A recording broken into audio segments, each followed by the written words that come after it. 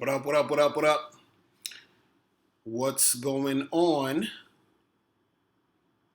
What's popping, what's popping? What's the deal? What's the deal, people? It's your boy, Mr. Locario, the bad boy of the dating game. What is good?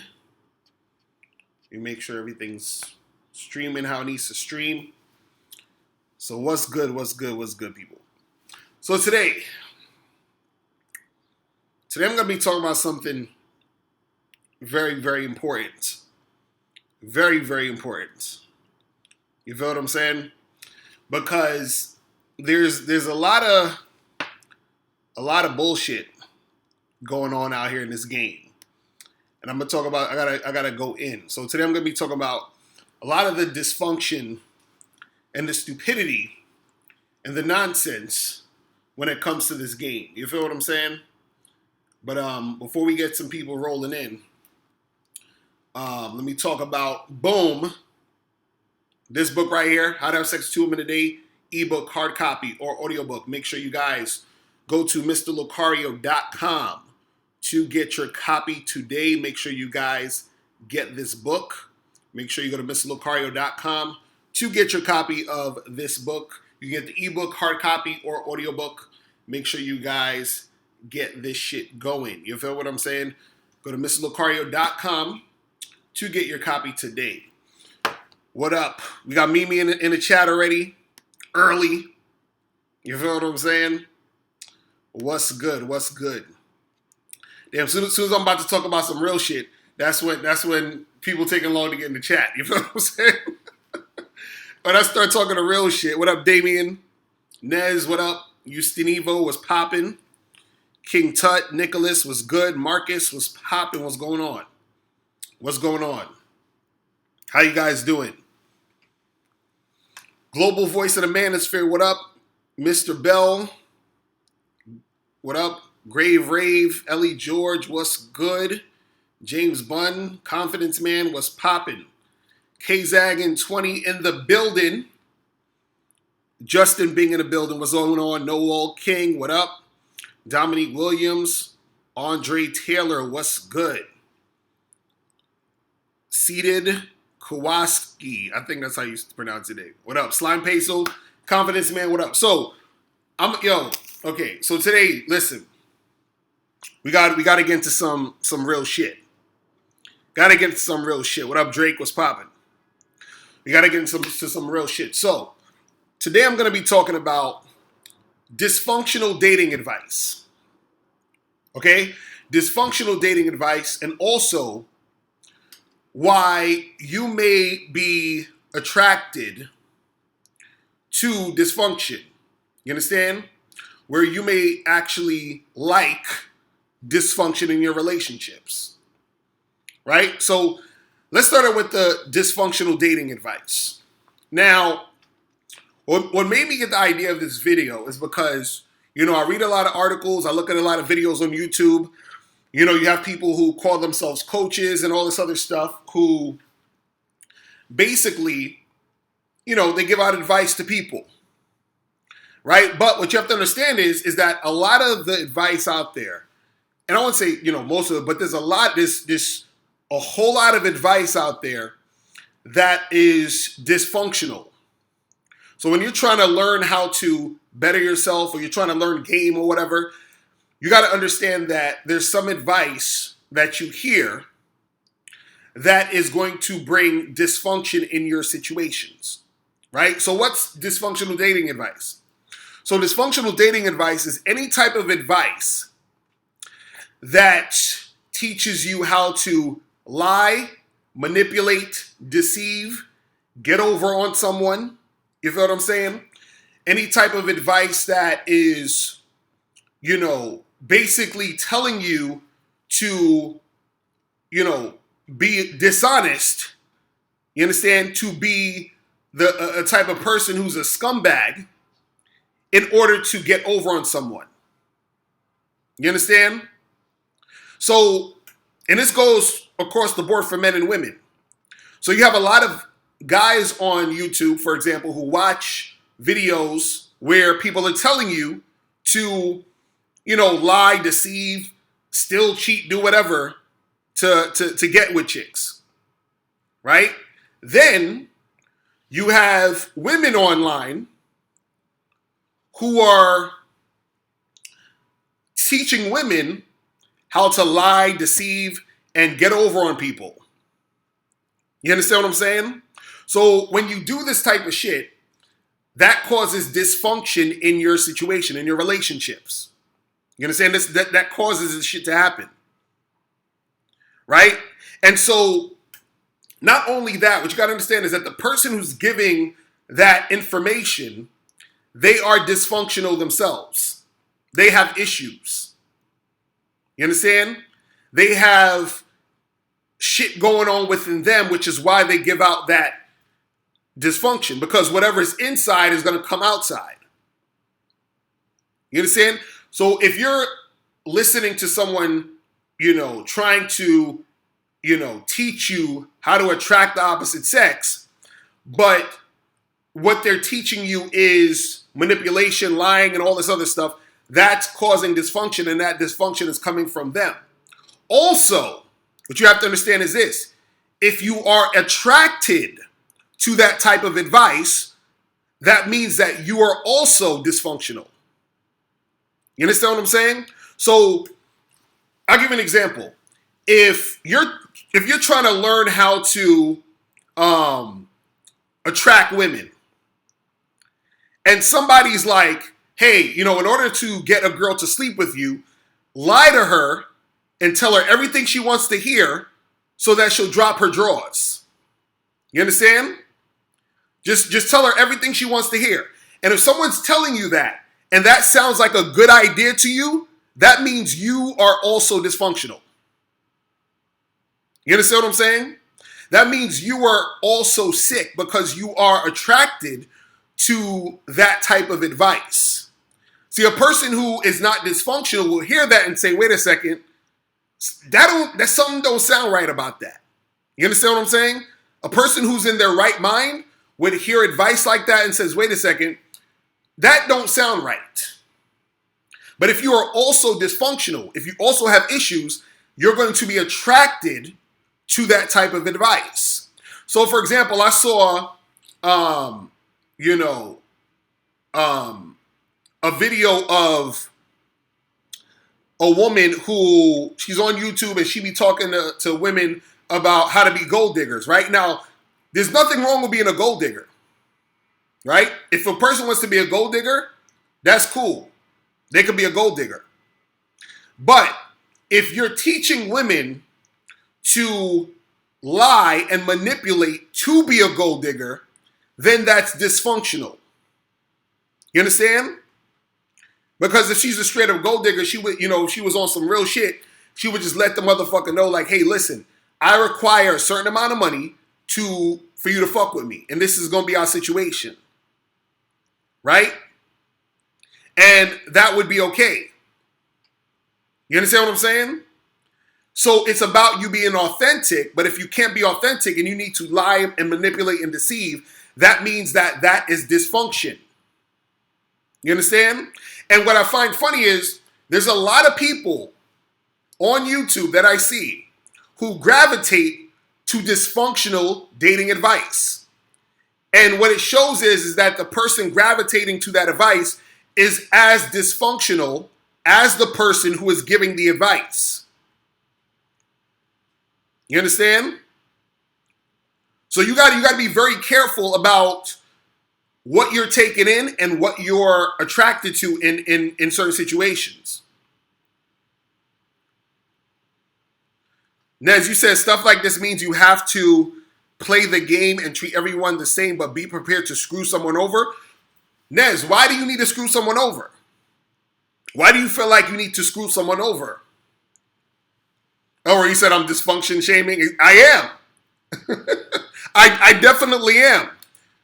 I definitely am. If you are engaging in dysfunctional behavior in a relationship, you are sick. Do you understand what I'm saying? You are sick. You have issues. I'm not going to sugarcoat this shit. You're sick. You understand? I'm telling you there is something wrong with you, period. You understand what I'm saying? There's something wrong with you.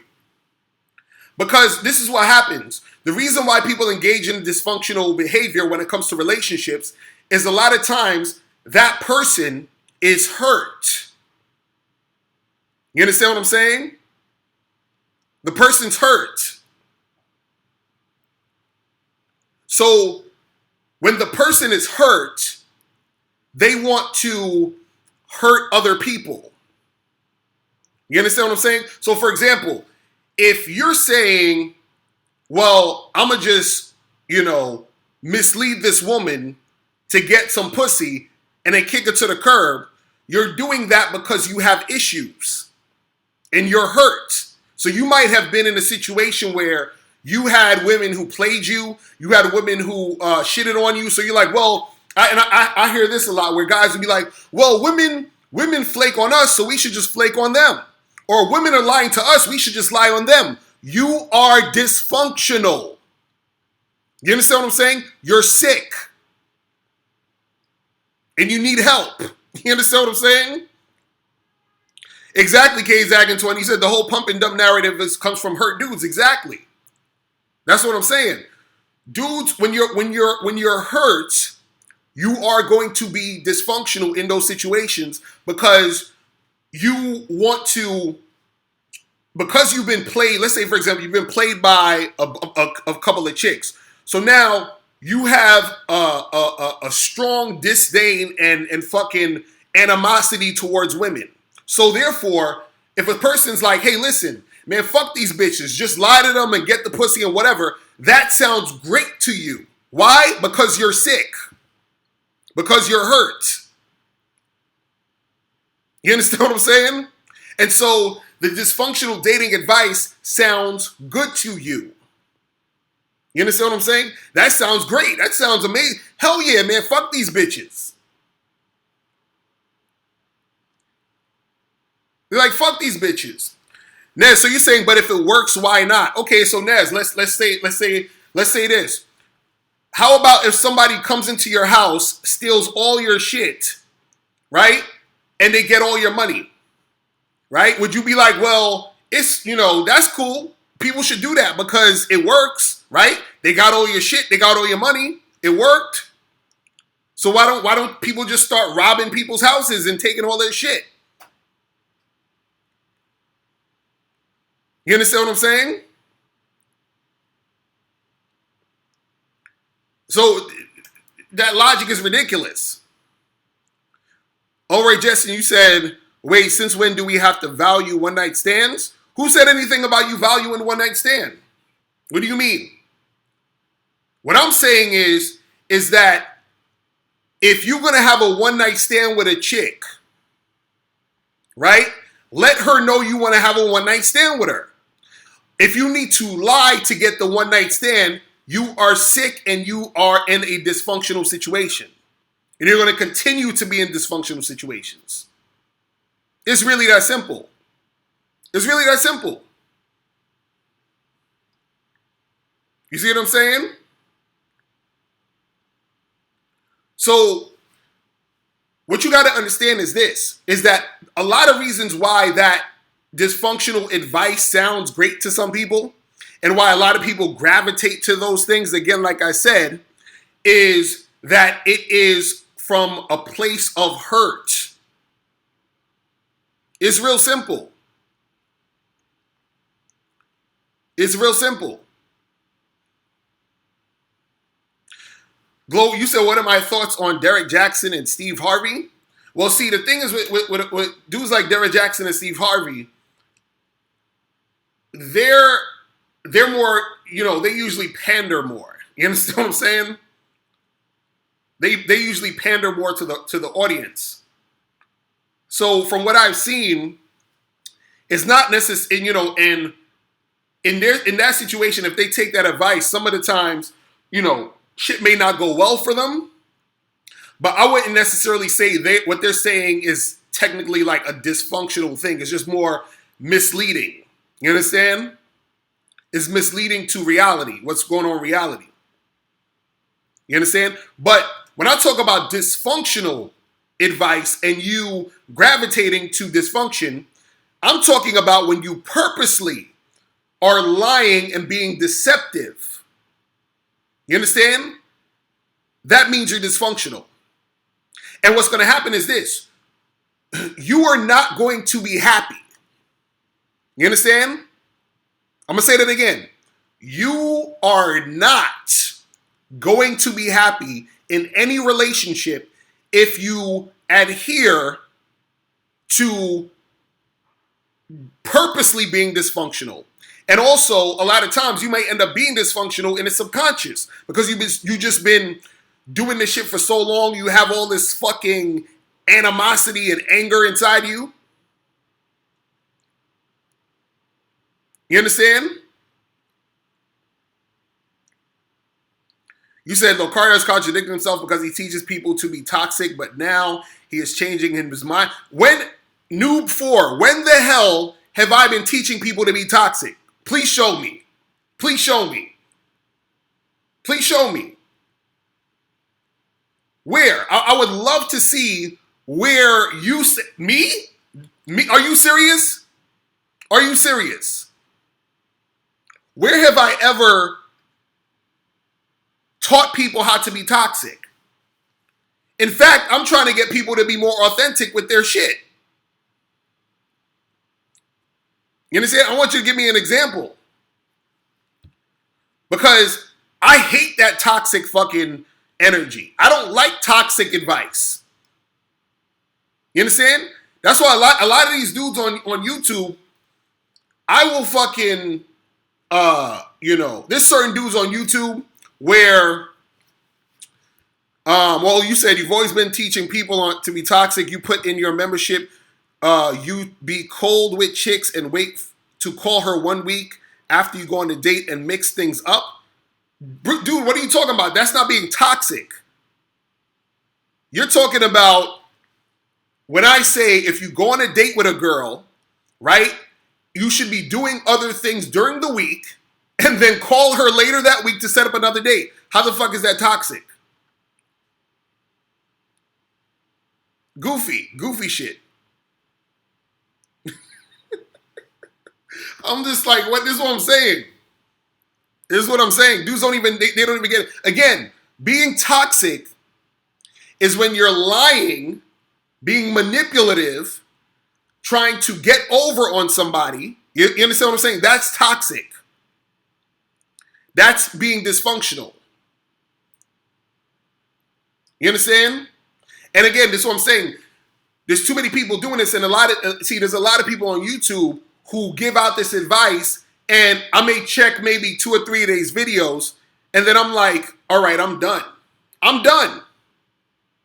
And then it's funny because I look at how many people watch their shit, and I'm like, yo, I remember I had a friend one time who said, the masses are asses. You understand? He said the masses are asses. And I'm like, I agree. There's so many people who are sick in the fucking head, bro. It's insane. It's insane. Like I'm so shocked that there's this many people who are this dysfunctional and sick in the head. And to another extent, you have people who are just, stupid. You understand what I'm saying? That's really what it is. You got a lot of people who are stupid, unfortunately. Right? Bryce, you said we've all been manipulated at one point or another. That's probably true. But see, now if you continue to be manipulative when you know better, when you continue to be toxic when you know better, right? Then that means you're fucked up. You understand what I'm saying? You understand? So you have a lot of, for example, you have a lot of dudes out here who think they're dating coaches, but they're really MGTOWs disguised as dating coaches. So what they'll do is that they'll give dysfunctional advice to men because they're really MGTOWs and they have some sort of issue with dealing with women.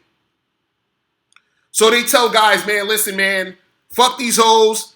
just lie to them, just do all this bullshit, and guys are like, oh, that sounds great, man. Yeah, man. Fuck these girls because they've been lying to me, so I'm gonna just lie to them. You understand what I'm saying? They flake on me, so I'm gonna just flake on them.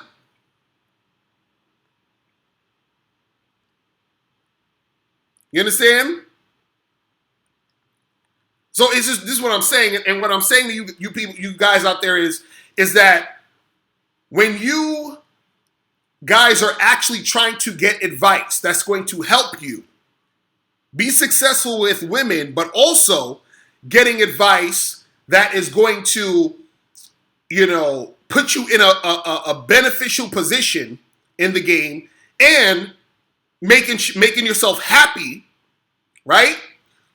You can't be happy and you can't get shit going being manipulative and being some sort of goofball scumbag thinking that's going to get you fucking chicks, right? And see, what's going to happen is you'll get girls here and there, but these are going to be also girls who are going to be more manipulative to you. Girls who are going to be, as toxic as you are, because what happens is that you are attracting those same type of people.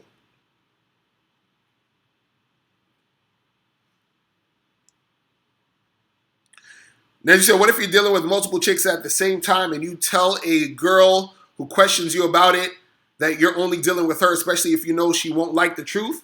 Again, that's dysfunctional. Why do you have to lie to her about you fucking with other women? You're starting off your situation on some dysfunctional shit. Why? You understand? Why? Just tell the girl, hey, listen, this is what I do. I'm dealing with other women. And if you can't deal with that, then you got to go.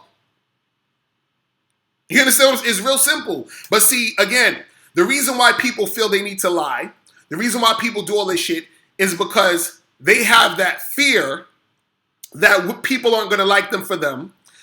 They've been played so much that they're like, well, man, fuck this shit, man. You know what I'm saying? Like these bitches, they did this to me and they did that to me. Right? And so motherfuckers just, they just keep going with the bullshit. Hold up, so Noob 4, you want to call up? I want Noob 4 to call up. Noob 4, what's the first three numbers of your phone number? What's the first three numbers of your phone number? I want Noob 4 to call up. You understand?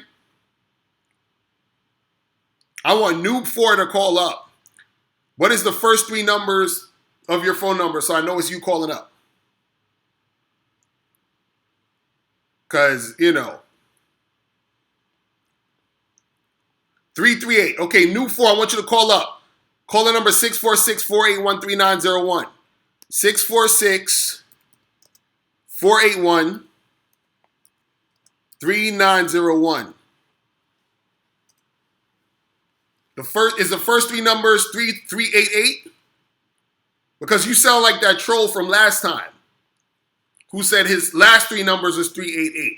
So if you that dude, I'm not picking up. You understand what I'm saying? But call up.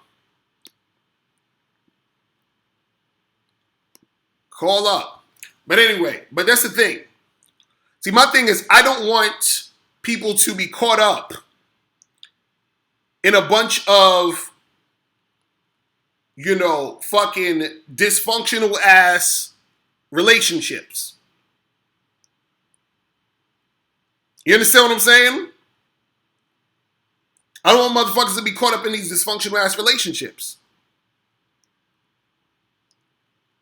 And too many people online, they gravitate to that because they are also dysfunctional. Because you have to understand something. When you gravitate to that type of energy, that means you're on a very low vibration. You understand what I'm saying? It means you're sick. You understand? It means you're sick. I want y'all to know that. If you are the type of person who thinks it's a great idea to lie and mislead people you're trying to have relationships with, you are sick. Understand this. Understand this. I knew I'm waiting for you to call up. You said 348 is the first three numbers, so call up. You said, what about if you don't want relationships, you just want to smash? Same thing. If you just want to smash, hey miss, how you doing? What's up? Listen, I'm not really trying to do no long-term relationship. I don't really want to date too much, but I would love to spend some time and hook up with you. Boom, that's it. As soon as you start to sell her some fucking dream or lie to her, do all this other extra shit or pretend, you don't like her when you do and all this other stupid shit, you're sick and you're being dysfunctional. Period. It's that simple. Because dudes be thinking they actually need to fucking, I gotta lie to a chick in order to get her in bed. That's nonsense. Nonsense. You understand? Nonsense. And see, a lot of times, a lot of dudes is making it harder for themselves when they lie to chicks. So this is what goofy motherfuckers do. I'm gonna tell you what these goofy motherfuckers do. They pretend they don't want sex, even though they do want sex. Right? So what dudes do is they interact with a girl as if they don't just want to fuck. So then the girl, let's say she likes the guy, and she's like, oh, this guy seems like he could be boyfriend material. So what she's gonna do is she's gonna make the motherfucker wait a few dates. And then he might hit it on the third or fourth date. And then he doesn't call her anymore. Right? So he's on, that kind of pump and dump type of shit. Right? But then this same motherfucker is gonna bitch, moan, and complain when another girl shits on him or another girl plays him. You understand what I'm saying? Like, if you're the type of guy who lies and manipulates women, you can't say shit when a woman also lies and manipulates you. You understand? If you're the type of guy who lies and manipulates women, if a woman lies and manipulates you, that you get what you deserve. You understand what I'm saying?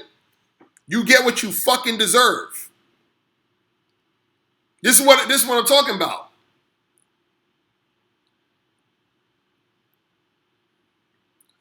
Like, I've had dudes who wanted to get coaching from me, and they was on some manipulation type shit. And I was like, bruh, I'm not teaching you how to do that shit.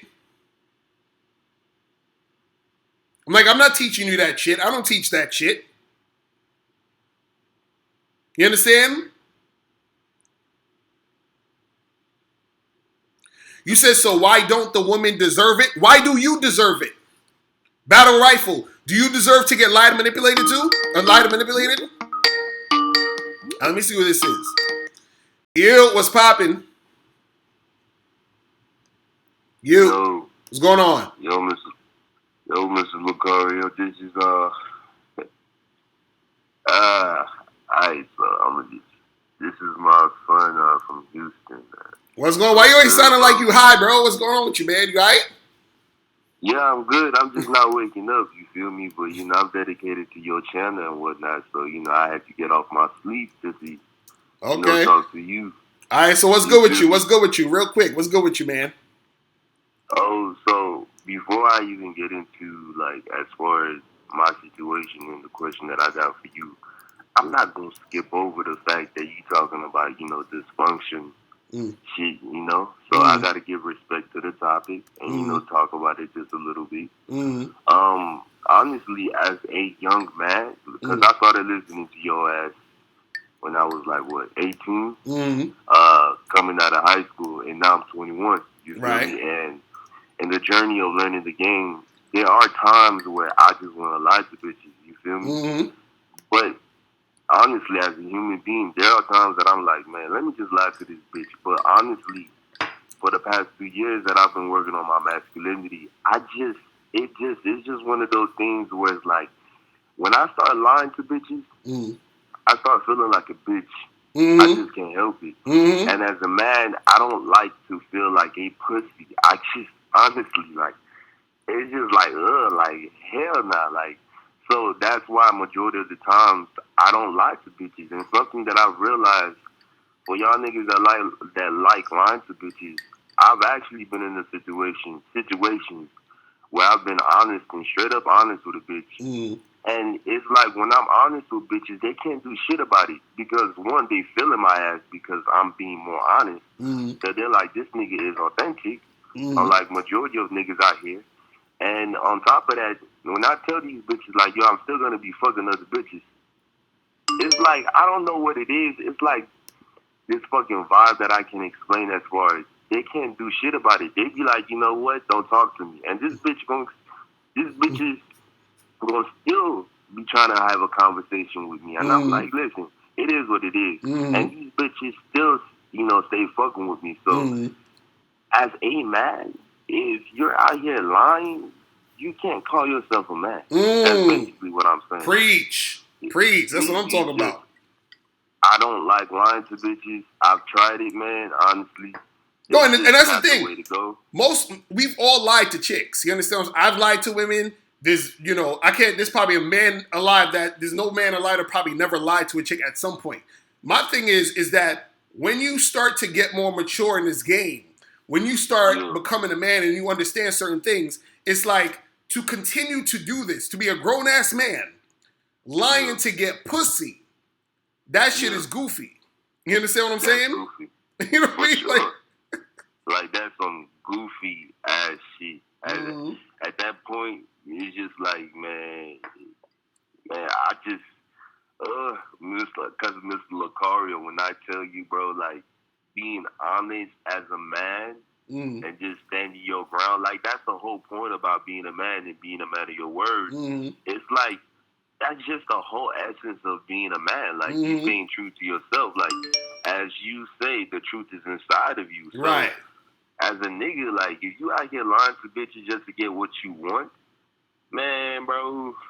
Anyway, moving on. All right, so my question, to keep it short, by the way, is, so I'm dealing with women, thanks to you, nigga. Like, appreciate you, my nigga. Yeah, that's what's up. I'm glad you're getting it popping. Yeah. You feel what I'm saying?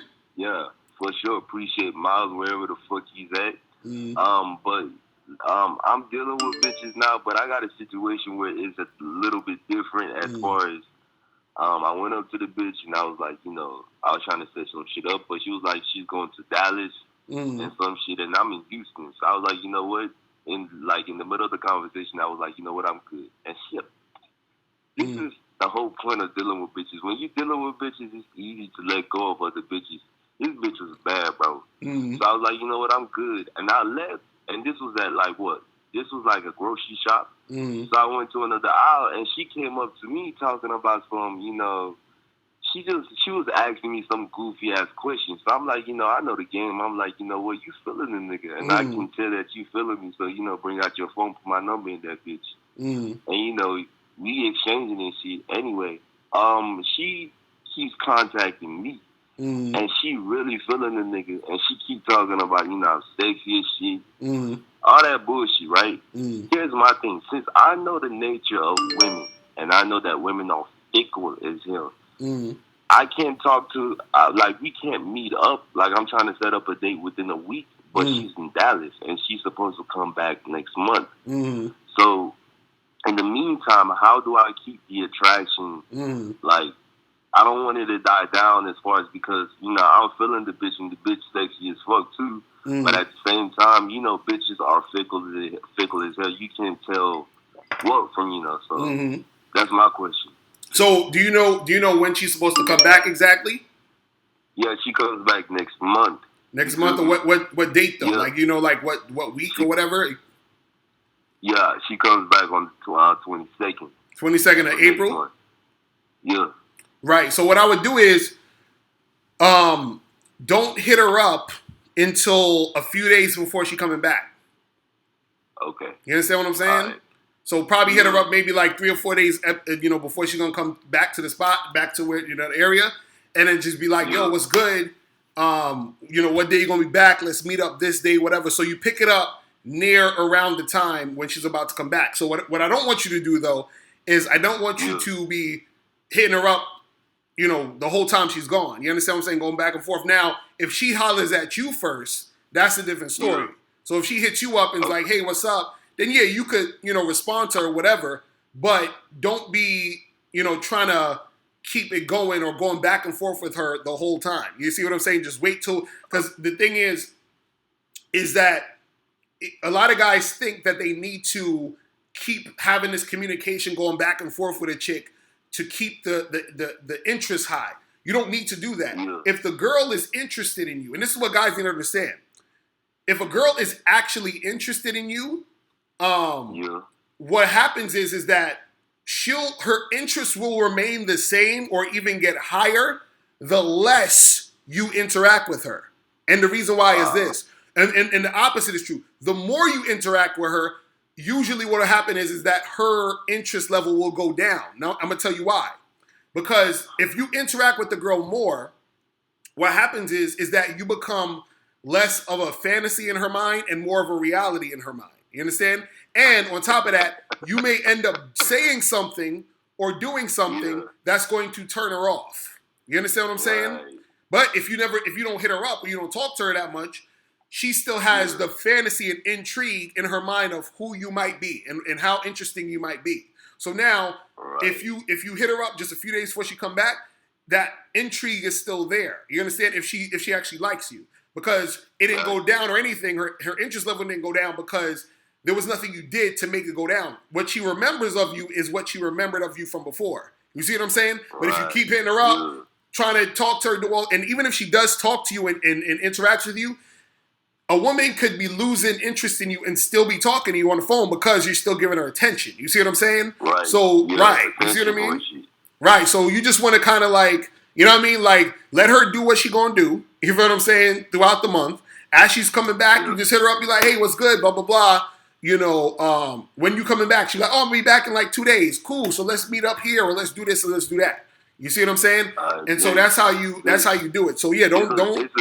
It's a little different because it's just a little different as you said because she's the one that keeps hitting me up. You feel me? Right. So it's one of those situations. I'd be like, you know what? Like I said it before. Like I'd be like, I'm gonna see you type shit like around the ending of the month because I didn't even say that. I was like, listen, we gonna meet. Like, once you come back type shit, we gonna meet the next day. Right. So I'm like, when she hits me up, I'll be like, I'm doing good. Right, yeah, you could, because if she hits you up, you don't want to ignore her. What I'm saying is, if she hits you up, you should be like, hey, what's up? And you be like, oh, I'm good, how you doing? She'd be like, oh, I'm doing good, I'm doing this and I'm doing that. Well, yeah, that sounds good. Well, listen, I gotta run because I gotta do some stuff. But when you get back, let's definitely hang out. I'll holler at you later. And just keep it that way. You see what I'm saying? Real quick, real short. And just kind of brush her off every time she try to hit you up. And then as the time comes up, you understand what I'm saying? Then you set something up. You see what I'm saying? I agree. All right, man. I'm going to be on some, I'm not trying to put your game and what you cheat with Allen Roger Curry, even though y'all both cheat the same thing as far as being authentic and being honest. But y'all know Allen Roger Curry, he talks about, having phone sex. You feel me? And then, your thing is, you trying to keep the level of attraction and just do your thing and talk to other bitches and stay busy because, these bitches be fickle as hell. So, it's just, but, yeah, appreciate it. Thank you so much. But before I go, for all y'all niggas, bro, let me just say this. For all y'all niggas that be like, well, bitches do this and they do that, so why is it that we niggas can't? Well, you literally basically saying, if bitches do this, I might as well become one of these bitches and do what bitches do. So if that's what you want to do, if that's what you want to do, my hands go out to you. At least you being honest. If you want to be on some bitch shit, go ahead. Because you got to understand something, bro. And I'm not going to get into it. I'm not going to start preaching, but you got to understand the nature of women as far as I don't know what it is. It's just I feel like they be capping, like they stay lying about bullshit, like the makeup, the fucking right, exactly, and that's a great point. That's a great point. You want to be a bitch. That's a great point. If you want to be a bitch, go ahead. That's a great point because understand, a woman's nature and her survival mechanism is partly manipulation. She has to be clever to survive. Mr. Locario, preach. You see what I'm saying? And that's what they don't understand. So you as a man, you have to be the one to guide. You understand what I'm saying? That's the thing they don't understand. They talk about, well, women are supposed to be doing the goofy shit they do now. I'm not saying that a woman should be lying and doing all this other extra shit, but you got to understand that there's a reason why women will say certain things and do certain things and say this to this guy and say that to that guy because that's a survival mechanism. That's how they get through life. Because us men, for example, our physical strength is way more, it's different than a woman's. So a guy can survive in a certain situation that, and not in the same way a woman could survive. You see what I'm saying? So a woman has to use her wits more in order to get certain things done, whereas a man he uses his wits too, but he could also use his physicality to get certain things done. You feel what I'm saying? Right. So that's what it is. A lot of the times, as niggas, like, when you lying, first of all, bitches know that you lying. These bitches are smart as fuck. Women are paying attention in ways that you don't understand because it's part of their nature. They gotta pay attention to shit. They see through shit. So as a nigga, if you lying, you're lying to a bitch that lies. Exactly right. Lying. That's what I'm saying. Looking at you, she's looking at you like you are a man. Why the fuck are you lying? Oh, this is a bitch ass nigga. Right, because this is the thing. Because this is the thing. This is the funny part. This is the funny part. What happens is this: a woman is looking for a reason not to lie. You understand what I'm saying? So when she deals with a guy who's on point and who's honest, she feels like, damn, well, I don't gotta lie to this nigga. You understand? Right. Mr. Locario, you are so much. That's what I'm trying to teach these dudes. When I come to these bitches on some sex shit like, yo, this is what I want to do, and my mouthpiece is tight, I be like, bro, these bitches be like, it's like because of, seduction and shit, and now Roger Kerr, shout out to him. Your game ain't his game, and my personality is a combination of my game, right? But when I come up to these bitches with that shit, it's like within the conversation, there's a point where the bitch be like, now I can be honest. And exactly. They start talking about how they want to suck my dick and shit like that. But this bitch at first was talking about what are you talking about and why are you talking about that shit? But since I stayed my ground and didn't shift and didn't start lying and was like, oh, I didn't mean to talk about sex, and I didn't mean to talk about fucking. They finally opened up. So exactly. You right on that shit. Exactly. You right on that shit. Exactly. Well, that's what's up, man. Locario, but yo, man, I appreciate the call, my brother. You always dropping gems, my nigga. You feel me? Yo, Mr. Locario, before I go, appreciate it. As he said, thank you so much. You know how it is, with my personality and your personality. We're going to be on the phone all day, so I got to go. Thank you so much, man. Appreciate you, love, man. Bro. All right, mahalo. Yes, Peace. Sir. Yes, sir. Later. That's my dude right there. All right. Yo, what's poppin'? Who this? You. Yo, what up, Locario? What's going on, bro? Oh, nothing much, man. This is Young Capone, man. How you doing? Chilling. What's going on? Oh, that's what's up, man. Nothing much, man. Just got off work. Now, I want to hit you up real quick, ask you a question. I've been watching your videos, I say about the past 2 months now. Now, I just want your opinion on something. Okay, I went out on a date with this chick last Friday, right? And I met her for the first time about maybe 3 months ago. So we went out last Friday and all that. And I contacted her on a Monday. And I didn't hear from her no more. But she hit me up that Friday like, hey, are we still on? I'm like, yeah, no doubt. So we just went to this place called the Little Taco Joint, right? So we go up there, we get something to eat. We vibing, talking and all that. So during dinner and all that, I'm like, you want to go back to my pad afterwards? She's like, yeah. Now, keep in mind, maybe 30 to 45 minutes went by. So she was like, well, can we wrap it up because I got to get up early in the morning. So I'm like, okay, all right. So we leave and all that far. So once again, let's go back to my place. She's like, no, I told you I got to get up early. I just want to know what was your opinion on that. And also, real quick, I ain't heard from her since then. Right. So I just want to know what. So you smashed? So you went back to a place and smashed, or what happened? No. What I'm saying is, I asked her, let's go back to my place when we was having dinner, eating little tacos and shit. She said, yeah, that's cool. So 30 to 45 minutes went by. She was like, can we leave? Because I got to get up early in the morning. So I'm thinking we about to leave, come back to my place. So we about to go back to my place, which is right down the street from a little taco joint. And then she like, oh, well, I got to go home. I told you I got to get up early in the morning. And like I said, and I haven't heard from her since neither. Right. So what exactly? Okay, I thought you, because I was confused for a second. Yeah, so she just basically fucking had a change of heart. That's all that is. You understand what I'm saying? Like, she thought about it. You understand what I mean? And so you said to her, when you said to her, hey, let's go back to my spot, was that like right after y'all finished eating, or was that before y'all, like, did time pass? Because you said y'all was eating for 45 minutes or something like that? Yeah, and then, we got there. We was eating, I say maybe 20, 30 minutes is when I had suggested let's go back to my place. And then 30 to 45 minutes went by. Is when she was like, can we wrap it up because I got to get up early. I'm like, oh, okay, all right. Right. She's saying that so we can go ahead, get up and go back to my place.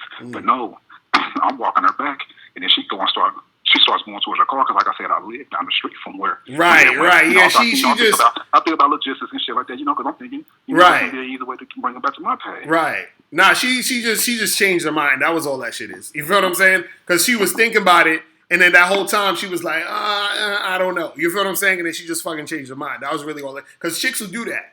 And I would say it's better she did that then than if she did that at the crib. You feel what I'm saying? Like, because... Yeah, you got a point. You know what I'm saying? Because that's even more annoying. So I'd rather the chick change her mind before we even get to the house. Before, you know what I'm saying? Like, cool, all right, we good.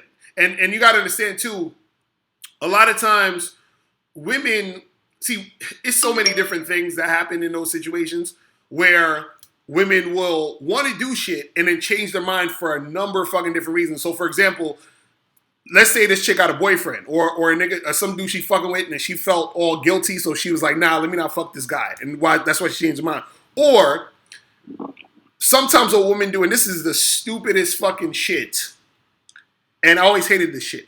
Women will, on purpose, do shit like not shave their legs, and they'll wear like jeans and shit.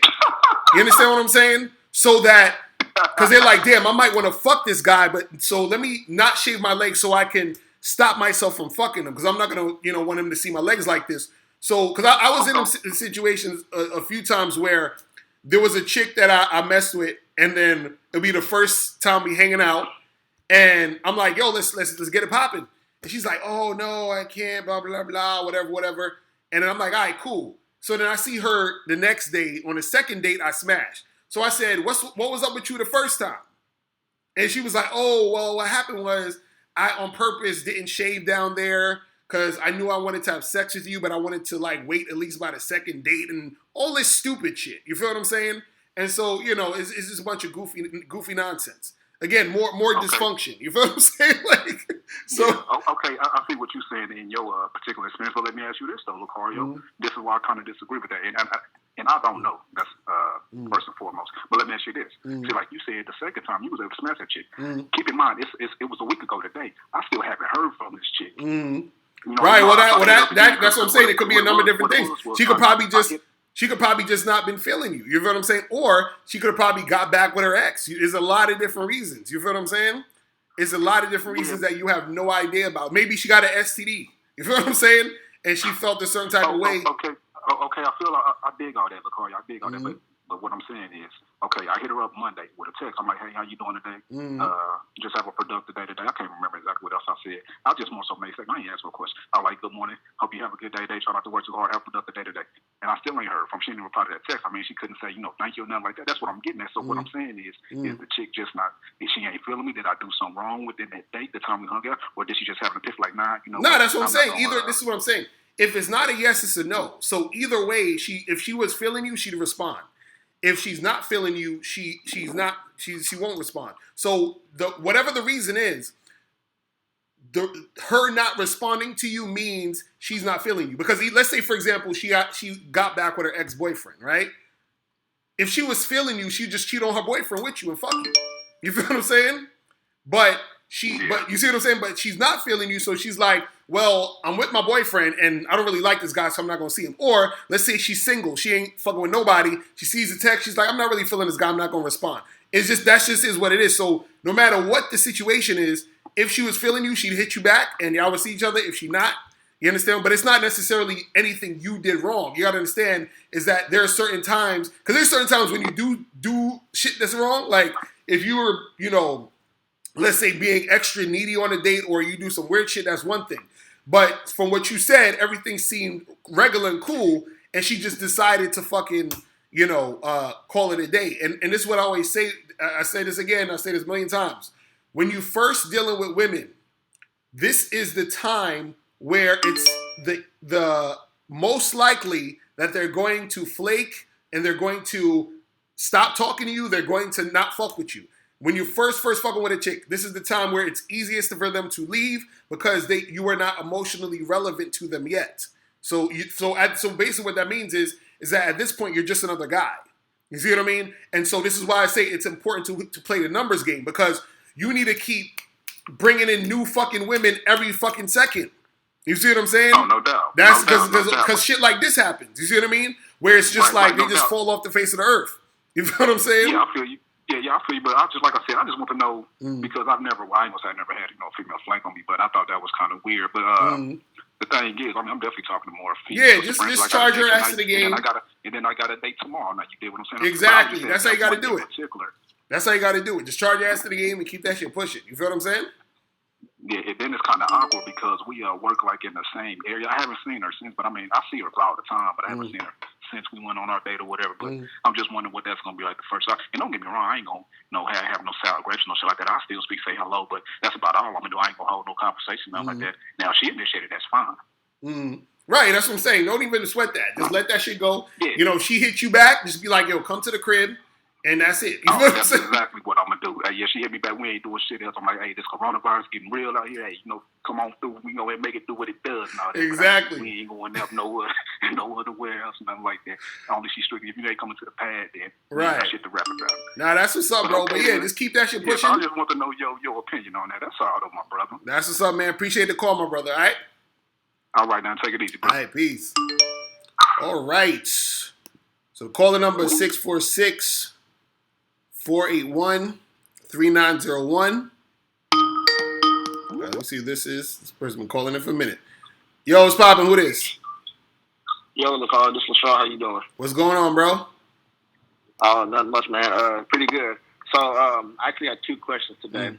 My first one is about today. Okay, so I was at the coffee shop and I saw this chick and I had an instant date with her. And yeah, everything was cool. Conversation was, cool. And I gave her my card and I told her to hit me up. Let's have Netflix and chill. But the thing is I was doing some thinking about the date, and I realized I forgot to let her know that I'm just interested in hooking up and not really trying to date. You know what I'm saying? So if I do hear back from this chick, if she texts me, what do you think would be the best way to let her know that, hey, this is what I'm trying to do? And so when you gave her your card the first time, what did you tell her? I don't remember verbatim. I think I said something like, hey, text me, hey, let's get together another time or something like that. I don't know if that's exactly what I said, but it was something like that. And when you were dealing with her, did you flirt? Were you flirting with her? Did you kiss her? What was you doing while y'all was hanging out?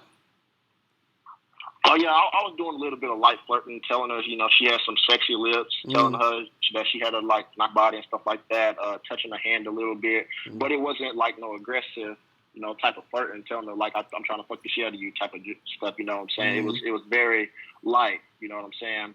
I didn't really feel the reason I didn't do all that is because I didn't feel like the coffee shop was the best place to do all that. You know what I'm saying? So, but yeah, so I just kept it light.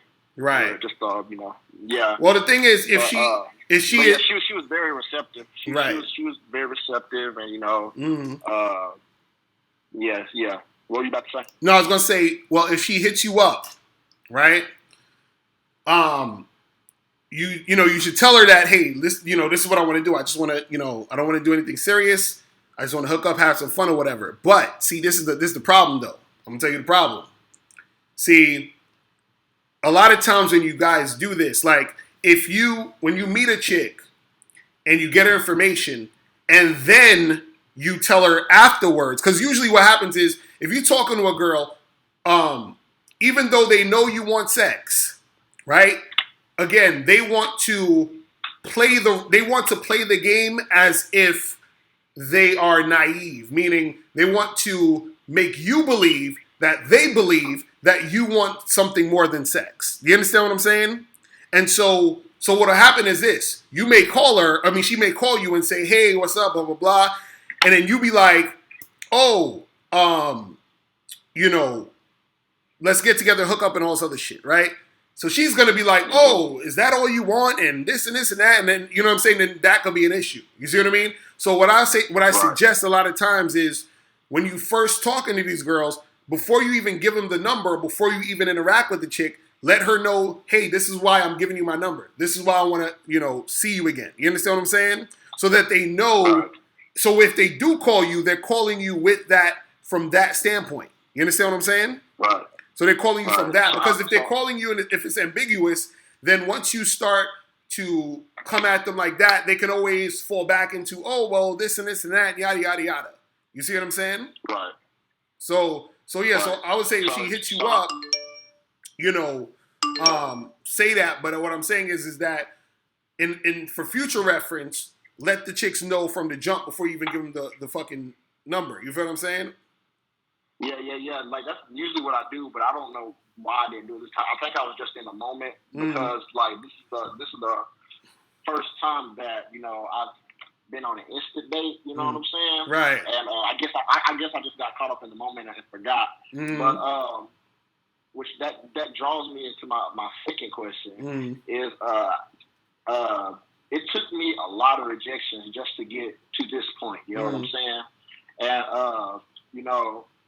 my question is like, when you're constantly like going through rejections, how do you keep a positive mind frame? Because this is how it is.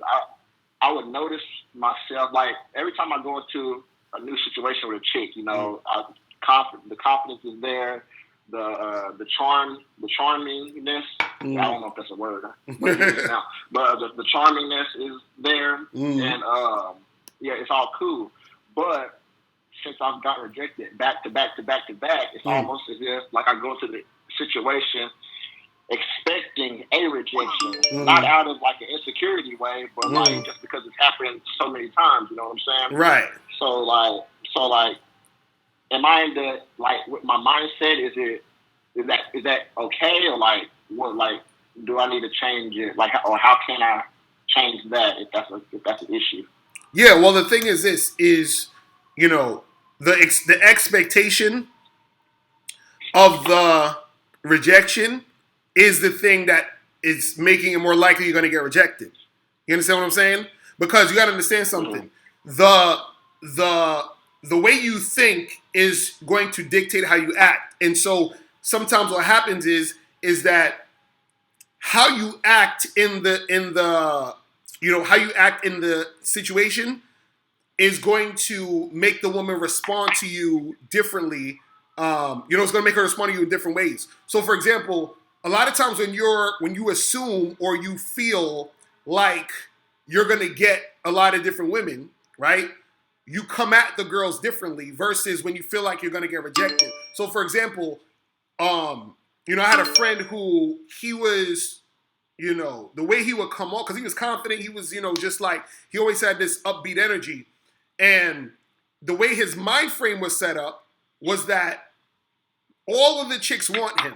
You understand what I'm saying? And then if a chick don't want him, then she's fucking crazy. Like something's wrong with her. So he wouldn't even spend no time on that. You feel what I'm saying? So, for example, when he would approach a girl, right, he would usually be very aggressive and commanding. So he'll look at a girl and he'd be like, yo, you, come here. You understand what I'm saying? And the girl be like, what? Like me? She's like, yeah, come here. And you know what I'm saying? And a lot of times the girls will just come to him based off of him just being very forceful and aggressive and, projecting his voice and masculine with his shit, right? Now, what'll happen is sometimes he would do that and the girl won't come. And then when he sees that she's not coming, he just turn his head to another girl and he'd be like, you come here. You feel what I'm saying? Right. And then that girl will come. You feel what I mean? And so the thing is that he's not worried about what the fuck this other girl doing if she's not doing the shit he needs her to do. And so his mindset is, I know the women want me, and I'm going to find the woman who's going to cooperate the easiest. You feel what I'm saying? So he's not even looking at it as, because this is what he told me. He's like, I'm just looking for the ones who's going to cooperate the easiest. So he didn't even think about rejection. It's that this girl who didn't come here, she was making it difficult to cooperate, but the girl who did come here, right, is making it easy. She's the easiest. You see what I'm saying? So his mindset is that I'm not, it's not a rejection. It's just this chick ain't cooperating. You feel what I'm saying? And then so he comes at it differently. But the thing is, if you're coming at it where you're making the rejection dictate your fucking, mindset, that means you're being reactionary. You're being in reaction to the woman. And you got to understand something. A man is not supposed to really be in reaction to the woman. The woman is always supposed to be in reaction to the man. You understand what I'm saying? That's how it's always supposed to be. You see what I mean? This is why I laugh at dudes that talk about choosing signals all day. Because when you're waiting for a choosing signal, you're being in reaction to the woman. You understand what I'm saying? The woman's supposed to be in reaction to me approaching her and be like, yo, what's up? What's good? How you doing? What's your name? Right? She's supposed to react to me. You feel what I mean? I'm not supposed to be in reaction to her. So no matter what the fuck she doing, she could be like, oh, this, that. She could diss me. She could say whatever the fuck she want. But I'm not going to flinch. I'm not going to look sad because she said whatever the fuck she said. I'm not going to, be caught off guard. And I'm not trying to pass her shit test and none of that dumb shit. You feel what I'm saying? Is I'm approaching you, and are you reacting to me how I need you to react to me? And if you're not reacting to me how I need you to react to me, you can get the fuck out of here. You understand what I'm saying? That's it. That's it. I'm not, you see what I'm saying? So if the chick acting stupid, acting goofy, it's like, cool, peace out, next. You feel what I'm saying? That's all it is. But to go off what you were saying about the mindset, because I definitely checked out your membership about the end of the game, and as I'm even before, like you said, before you walk into the chick, you got to have that mindset that you are that dude, which I do. You know what I'm saying? That's the only way.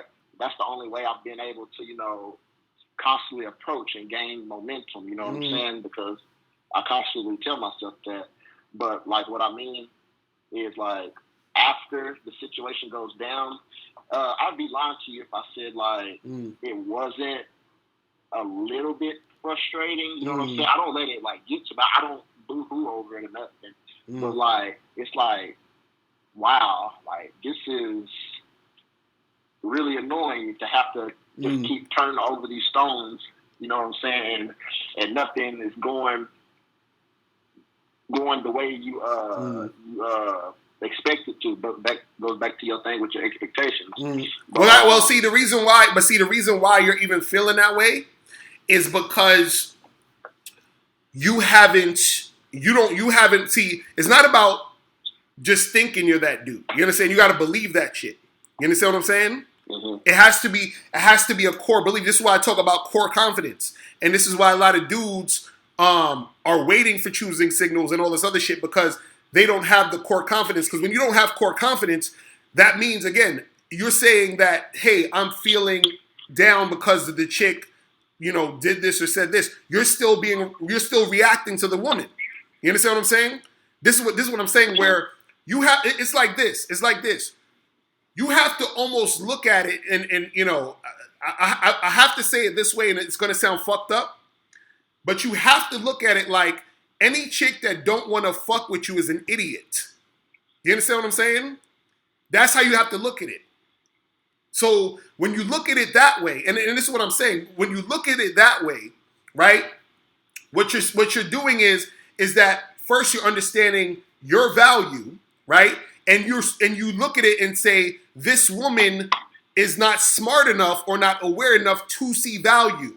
You understand what I'm saying? So I'm not reacting to how she's reacting. I'm not reacting to her because she has to always be in reaction to me. It's almost like if let's say you have a celebrity, right, that walks into a fucking bar or walking down the street. Let's say you have, Brad Pitt or fucking, Idris Elba or Eminem or whoever the fuck, right?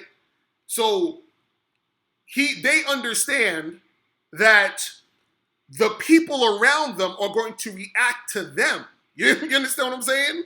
That's what it is. It's like they're react. You see what I mean? So it's Brad Pitt or whoever is not gonna look at a random person and be like, "Yo, man, why the fuck you ain't asking me for my autograph? Like, what's wrong with you? Like, what? You understand what I'm saying?" And if they were to do that, you'd be like, "Damn, this motherfucker got issues. He's insecure. Like, why he need?" You understand what I'm saying?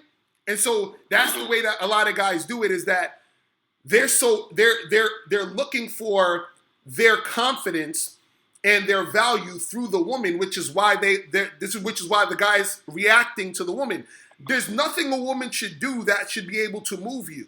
You understand what I'm saying? Right. Nothing. You see what I mean? So if you're talking to a girl and she says anything, or she says some stupid shit to you, or she's being rude to you, or she ignores you, or whatever it is like that, you fucking laugh that off. You just walk to the next girl. You understand what I'm saying? Right. Like, you don't even think about that shit. That's nothing. That doesn't exist. That's like, she in your world, she is a non-factor, and that's how you have to look at it. Like, she is nothing to you, because she actually is nothing to you, because until she benefits me, she doesn't exist. Do you understand what I'm saying? Yeah. That's how you gotta have it. You know what I mean? Like, go ahead. No, go ahead. What you gonna say?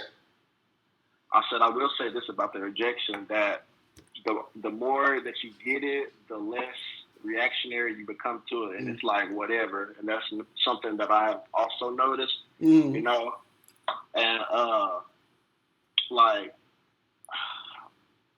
I forgot what I was about to say after that. I lost my damn train of thought. But go ahead with your statement. No, and I was gonna say this. The thing is, see, a lot of times what happens is that dudes linger in the rejection. You understand what I'm saying? Meaning that, let's say you approach a girl, right? And you like, "Hey, miss, how you doing tonight? What's going on with you?" Right? And she's just ignoring you. You feel what I'm saying? And then now you're like, "Shit, this girl's fucking ignoring me. Like, this is like some bullshit." And you try to talk to her more, like, "Hey, miss, what's up?" And you have dudes that be like, "Oh, so you ain't gonna say nothing? Like, why you gotta be like that?" They on that dumb shit. If I say what's up to a woman and she don't say nothing back, right? And I see that she's ignoring me, I'm out. I'm gone. You feel what I'm saying? I'm not gonna spend no more time on you. You feel what I'm saying? There's times where I would talk to a girl, and if she's not saying the shit I want to hear, I leave mid-sentence. You understand what I'm saying? I don't even say peace out. I'm gone. You understand what I'm saying? Because I'm looking. See, you have to come at it where, okay, it's like this. Let's say if you're fucking okay, you go into a store, a bunch of sneaker stores. You're looking for a fucking a pair of new Jordans, or whatever the fuck they have, or some shit, right? And this store you go into, "Hey, we ain't got them shits. All right, peace out." Next store, "Oh, we sold out. All right, peace." I'm not gonna sit there and be like, "Damn, the fuck, man? Like, why?" I ain't gonna sit in the store and fucking, sit there and pout and shit. No, you don't got what the fuck I want. I'm moving on. You're not giving me what I want. I'm leaving. You're not saying the things I need to hear. I'm gone. You feel what I'm saying? Right. And the thing is, if I say to a chick, "Hey, you try to holler at her and she's like, 'Oh, I don't want to talk to you,' I'm gone." You know what I'm saying? Peace. You know what I'm saying? It's like, we're done. You see what I mean? So a lot of times what dudes try to do is they're trying to pick their ego up off the floor because a chick told them no, or a chick don't want to speak to them, or a chick is ignoring them.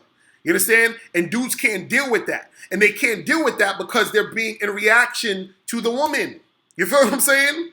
So when I'm dealing with a chick, it's like I'm seeing if she's giving me the reactions I need. If she's not, I'm gone. You feel what I'm saying? Right. So a chick rejecting me, all she's doing is making the decision easier for me. You feel what I'm saying? She's making it simple for me to keep it moving. That's all that is. So you gotta get to the point where you're not letting the shit that the women are doing and saying affect you. That shit should not affect you. And I'll even go deeper. Is that I got the mindset. Mm-hmm. I got the mindset. Like, hey, I can get any woman I want. But how do you get that? Like what you was talking about, that belief to where it's just a part of you. How do you get there? Well, that's the thing. I can't teach you that. You feel what I'm saying? Like that's something. How did you get there? Let me ask you that. No, how did I get there? It was just something that I fucking realized. That's what it's like. This. I'll say it like this. It's like, okay, the way that I got there, right, is that when I deal with a woman, right, and I can say it like I'll say it like this so that you can understand, you know, in the context. Part of where I got there was me having to. I was dealing with certain women, and I had to let them go. Meaning, I was like, you know, dating them or maybe even in a relationship with them, right? And I had to let them go because I realized they were getting me for cheap. So what I mean is this. I was doing way more to benefit their lives than they were doing for me. And they were, you see what I'm saying? So what I'm saying is that because that was happening, I said, wait a second. I add so much fucking value to this woman's situation. And she doesn't appreciate it. She don't respect it. She don't even understand it. She don't recognize it.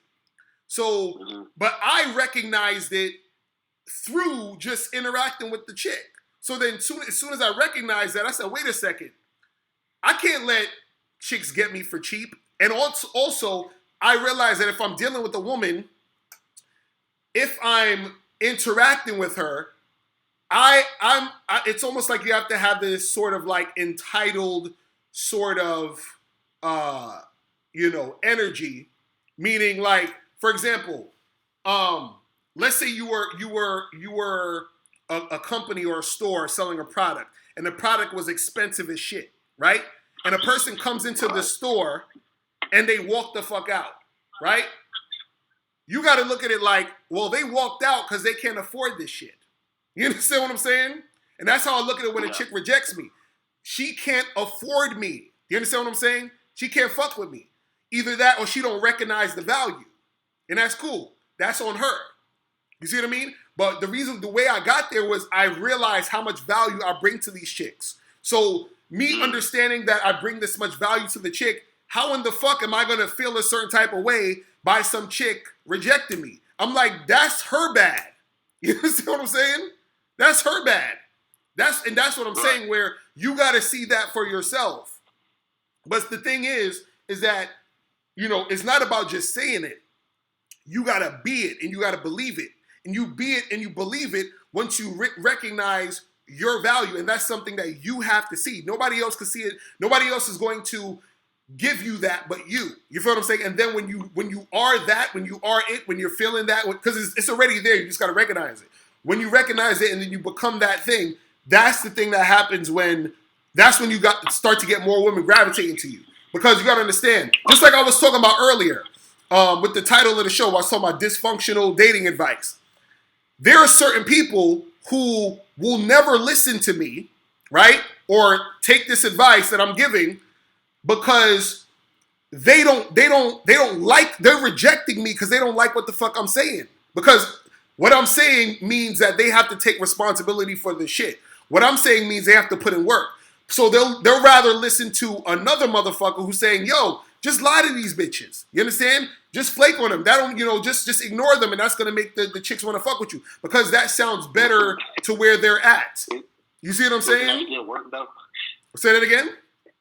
I said, isn't that still work though, but just a worse kind of work? Well, that's what I'm saying. So that's what I'm saying. What I'm saying is that can work in certain situations, but it never works in the long term, and it doesn't benefit you. Do you, like, for example, do you know that lying is actually bad for your health? You understand? Like there's studies on this shit that when you lie, it actually fucks with your health. Yeah. You understand what I'm saying? So that's what I'm saying, where people don't understand certain things like that. But getting back to what I'm saying is that, you know, you're gonna have you know, people who the reason why they reject you is because they can't see the value. You understand what I'm saying? They can't see the value. Mm-hmm. And you're going to have people who's going to reject you because you're just not what they want, which is cool. And usually what happens is this, is that people who are like that, who are actually cool people and are not like assholes. Like, so if you talk to because if you probably notice this sometimes too, there's a difference between a woman being a bitch and rejecting you and a woman being an actual cool chick and she rejects you. It's two different things. Totally. You understand what I'm saying? Two different things. Yeah. So when a chick rejects you and she's being an asshole, right? That says a lot about her. So I'm not gonna react to her being a bitch. You understand what I'm saying? I'm not gonna try to fucking think, oh, well, maybe she's giving me a shit test and I gotta, like, fuck out of here. You understand what I'm saying? Like, yeah. I'm too valuable to be dealing with your bullshit ass shit test. I don't do that shit. You feel what I'm saying?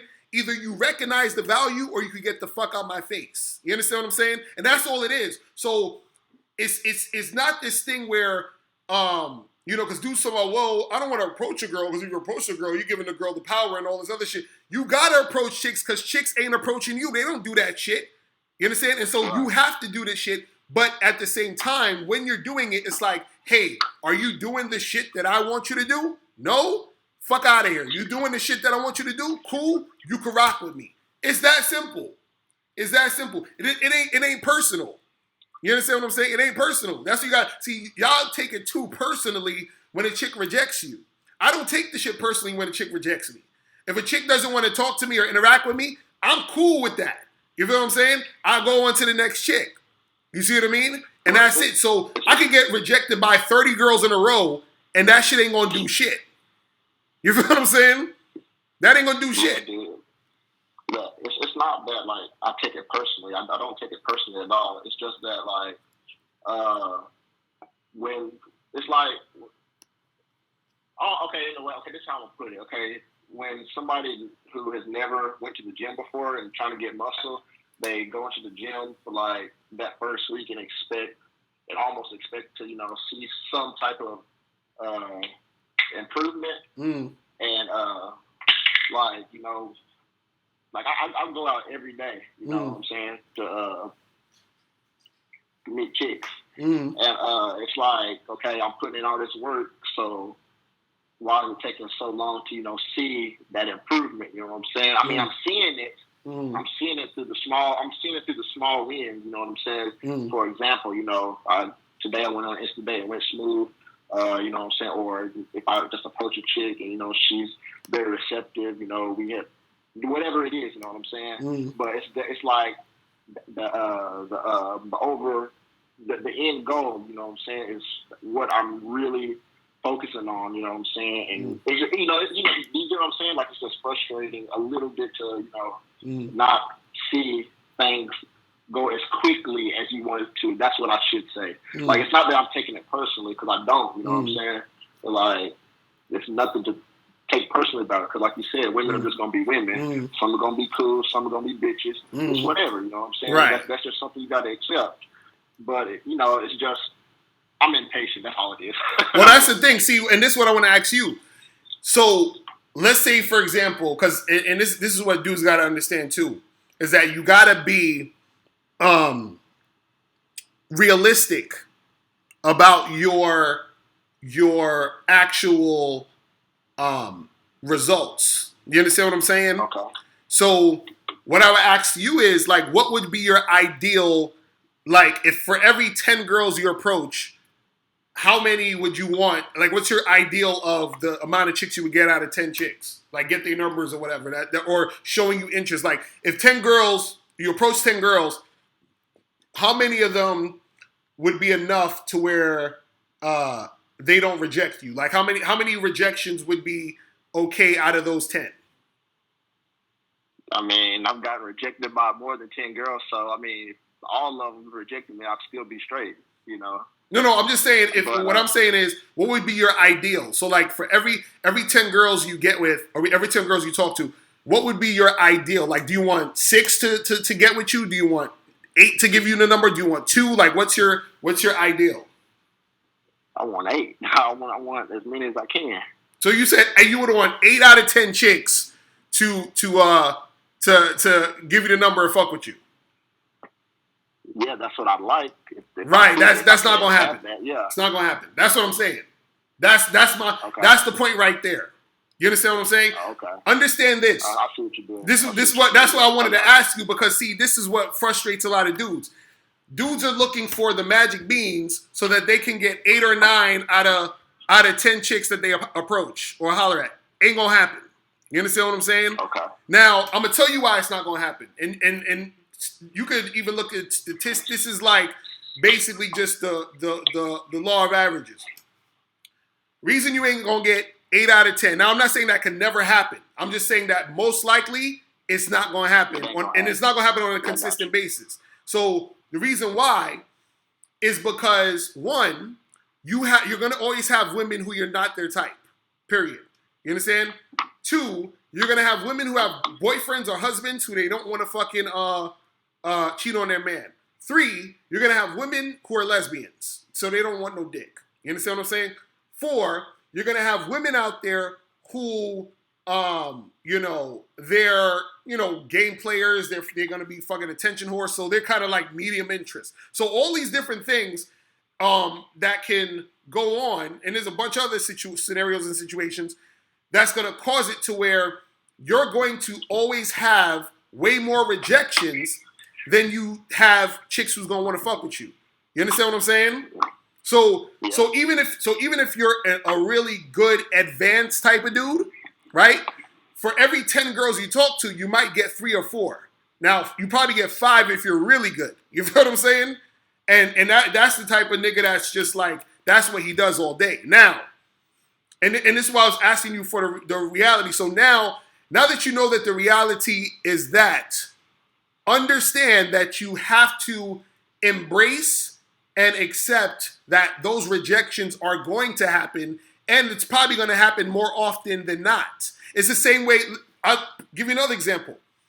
Go on any let's say a Justin Bieber video. You could put that on YouTube.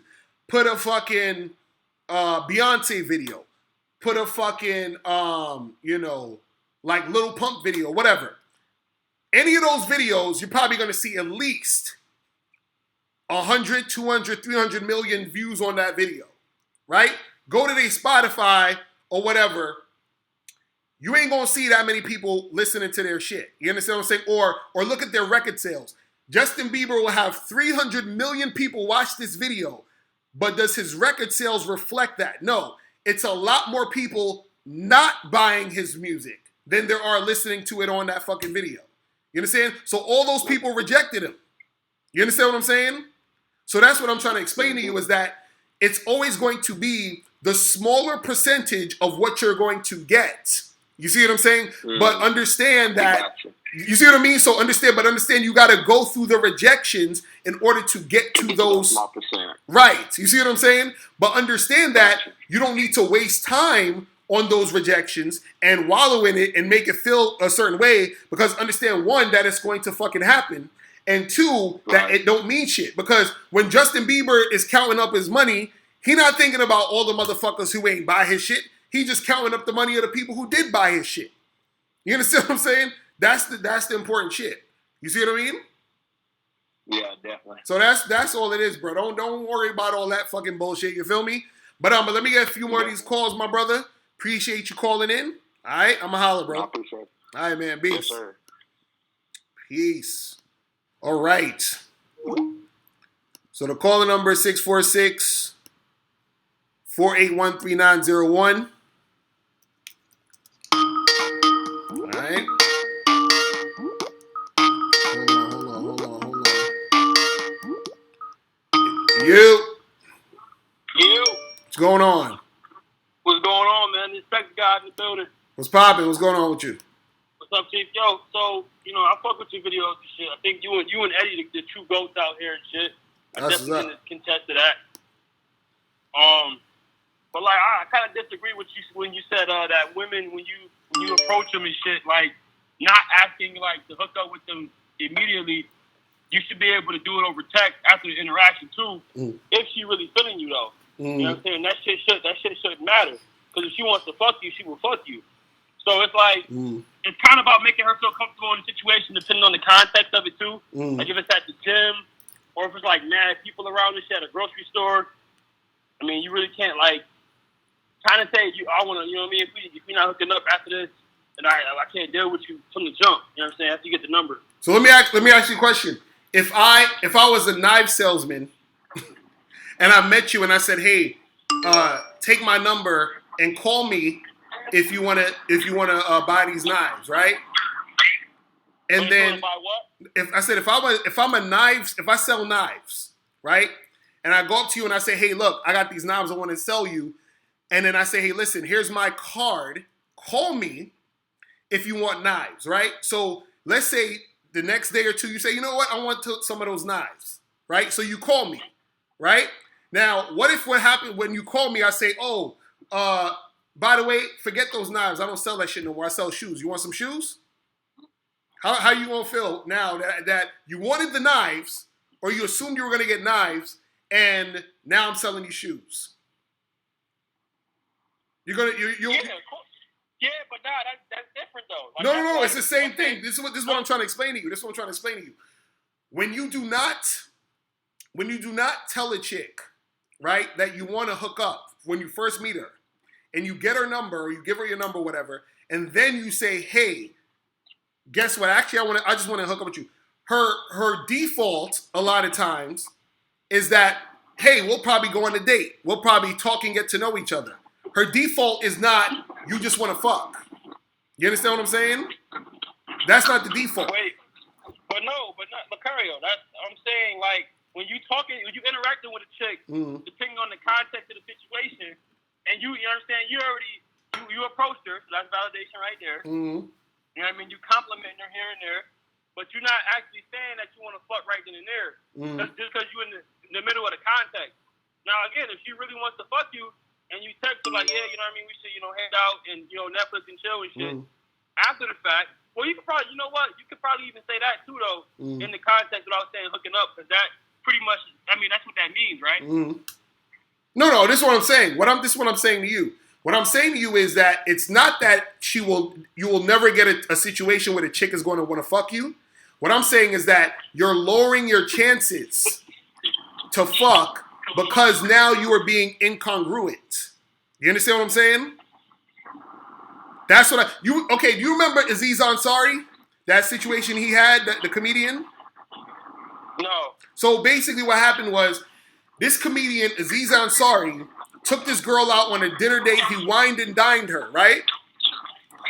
Then what happened was he took her back to his crib and wanted her to suck his dick and fuck her and all this other shit, right? So what happened was that his issue was, and then the girl later on tried to say he I guess pressured her or assaulted her or whatever, right? His issue was he was being incongruent. So, and this is what guys gotta understand. If you do not come across to a woman like you are a guy who wants to fuck, please listen to me, guys. If you come across to a woman like you're a guy like, oh yeah, we can just hang out and chill and go out and all this other stuff. When you come across to her like that, or you're whining and dining her or whatever, she's assuming that you don't just want sex. Do you understand what I'm saying? So when you hit her up the next time, or you take her to another venue, or you go to another situation and you're like, hey, listen, I want to fuck. What's good? You seem incongruent, meaning that you seem like you're switching up. You understand? It's the same thing. Okay, for example, let's say a girl comes up to you, right? Baddest chick you ever seen in your life, right? You meet her at a party. Now, follow me here. You meet her at a party, and she's like, hey, and y'all start talking, and she says, hey, listen, man, I don't usually do this, but there's something about you. I'm so sexually attracted to you. are you free Friday night? I think we should get together and hook up. And she's like, I don't want to, like, I just really want to suck your dick so bad. I want to suck your dick so bad, right? And then you give her the number, like, hell yeah, let's get this shit popping, right? Then you hit her up and you say, hey, what's good for Friday? And she's like, oh yeah, well, by the way, can we go out to dinner? And can we, like, hang out and talk for a while? How are you gonna feel when that happens? I'm gonna feel good. You gonna feel good that a chick who wanted to suck your dick is... I'm fucking with you. I'm fucking with you. Now I'm gonna be mad as a bitch. That's what I'm saying. That's what I'm trying to tell you. That's what I'm trying to tell you. Locario, that's not what I'm saying though. I'm talking about the context. So if you see a chick at the gym, right, and you working out, you're not gonna tell that bitch, yo, after if you get her number, I'm just trying to hook up afterwards in front of people working out at the gym. That's what I'm saying. You're not doing that shit. Why not? Because of the context. No. What I'm saying is if you're at the gym and a chick is working out and you say, okay, well, she working out with her friends. Let me wait till she move away from her friends, or let me call her over here and say, listen, while y'all two are together talking and nobody's around, say, hey, listen, we should get together this weekend and hook up and do this and do that. Here's my number. Let's make it happen. You can't do that? Locario, you know you're not doing that shit. Why not? But, Locario. Why not? Tell me, you're calling over, let's say Alicia or Leah, and you say, hey, like, I find you attractive. I think we should hook up this weekend. That's what you're doing. Yes. Why not? At the gym. Yes, why not? That's what I'm saying. I don't know. I thought because she's supposed to feel comfortable in the context of the situation. No, but that's what I'm saying. What's making a woman feel uncomfortable about you bringing up sex? Well, just because I'm thinking it's at the gym, and you people at the gym working out and shit, maybe they can be hearing you type shit. Bro. No, that's what I'm saying. Don't bring her to the side so nobody can hear you but you and her. That's what I'm saying. Oh, like, okay. That's what I'm saying. So what I'm saying is you could do that. Just make sure she ain't in front of her friend so she don't feel embarrassed or whatever and have to act all stupid, right? Talk to her and be like, hey, look. And see, a lot, this is the problem. Most guys, I think what happens, y'all think women don't like sex, and y'all think that women are offended by y'all talking about sex. I know women love sex more than we do most of the time. I believe that. I will give you that. That's what I'm saying. So I want to start doing that at the gym because I'm at the gym and shit because it's a lot easier than I have to be going crazy. I'm like, God damn. You say it again? So I said I work out at the gym a lot, and I said I be seeing some crazy ass bodies, man. Them ass be jiggling like crazy and shit. Especially when them chicks doing squats and shit. You think it's easier when you see them doing squats to be like, hey, what's up? Like, what's your name and shit? I want to hook up. No, this is what I'm saying. No. Or should I like have cards and shit? What do you think? This is what I'm saying. Everything comes with you having tact. You understand what I'm saying? So, and this is why game is important, because not only when you're doing certain things, right? You have to be able to it's like you're doing a bunch of things at one time. You understand what I'm saying? Right. So you have to be able to smoothly transition into different situations in order to get your goal achieved. You understand what I'm saying? So if a chick is there working out, you understand what I'm saying? And it also, again, do you know this girl already? Have y'all spoke before? You feel what I'm saying? Is she working out with a friend or whatever? Is she, you know what I'm saying? Like, you got to know, understand all these different dynamics that's happening in the situation. You see what I'm saying?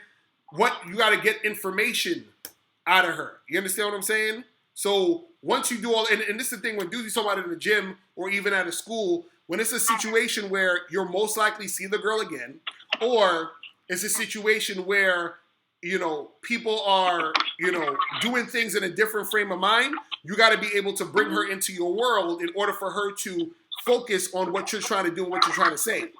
You see what I'm saying? So that it smoothly transitions into it. So if you just randomly walk up to some random girl you never talked to while she's doing some squats and be like, hey, miss, what's up? My name is John. I want to hook up with you. Give me a number. And he's going to be like, fuck is this guy?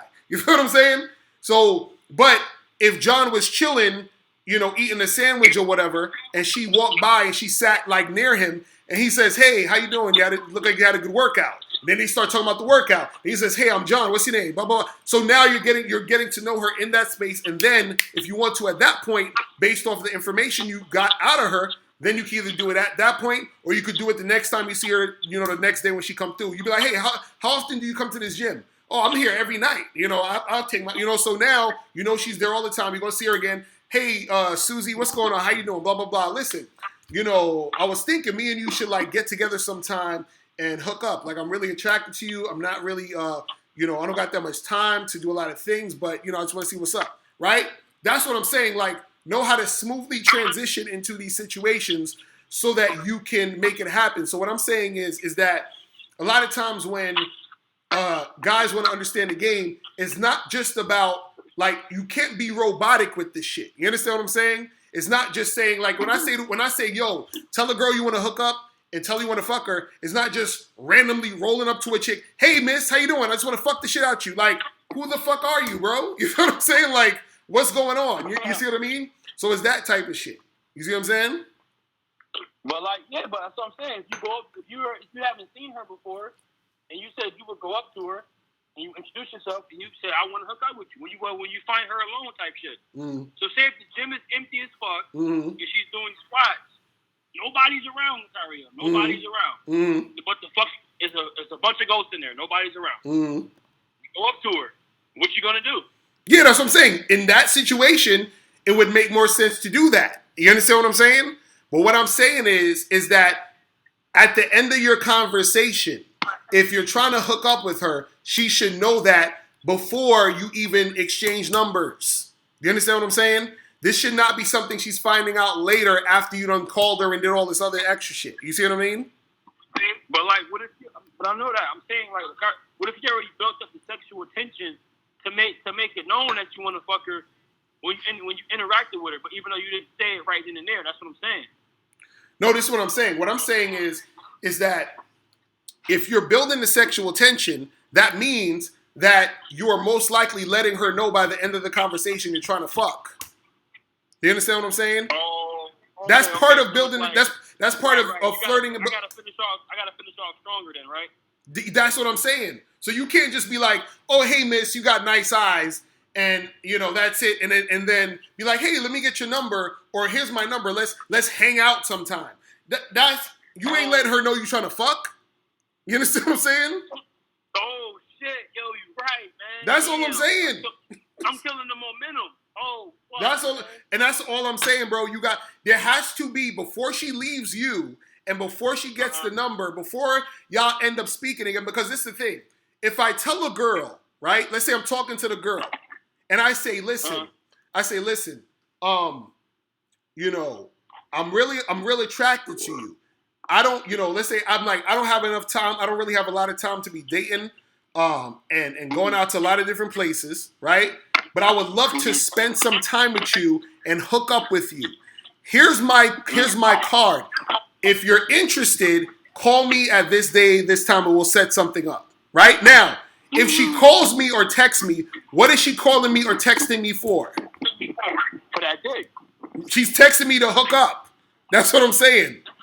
You see what I mean? When you say to a girl and you're very ambiguous, like, "Oh, hey, you seem cool. Let's hang out. Let's chill. Here's my number." Right? When she calls you, she's hitting you up, but there's no specific thing that she's hitting you up for. You understand what I'm saying? Right. And then if she don't hit you up, that means she didn't want to smash. Exactly. That's what I'm saying. You see what I mean? That's what I'm saying. Right. Yeah, my bad, man. So I gotta keep the momentum up, right? That's it. Bad. Just keep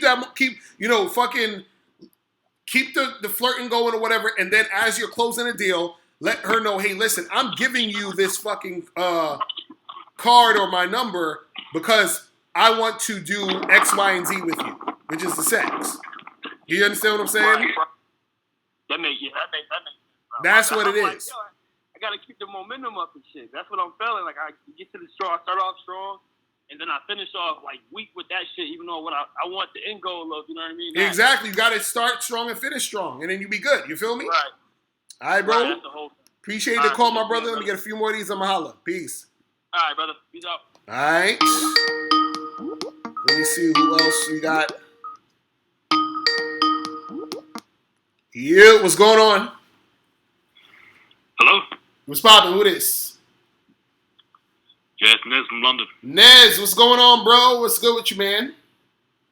Yeah, I'm good, man. How you been? I'm chilling. What's going on with you? Yeah, hold on a sec. One moment. Yeah, the topic of the video was about lying and stuff like that. And, regarding the comments I made earlier in the chat room, about, lying sometimes and embellishing just to protect yourself. Because, with people, you can't really trust most people because human nature involves greed, ambition, avarice, pleonexia, and all that stuff. So, people could pretend to be your friends and like act nice to your face and start plotting behind your back. So at times you're gonna have to, try and suss them out and in a ways,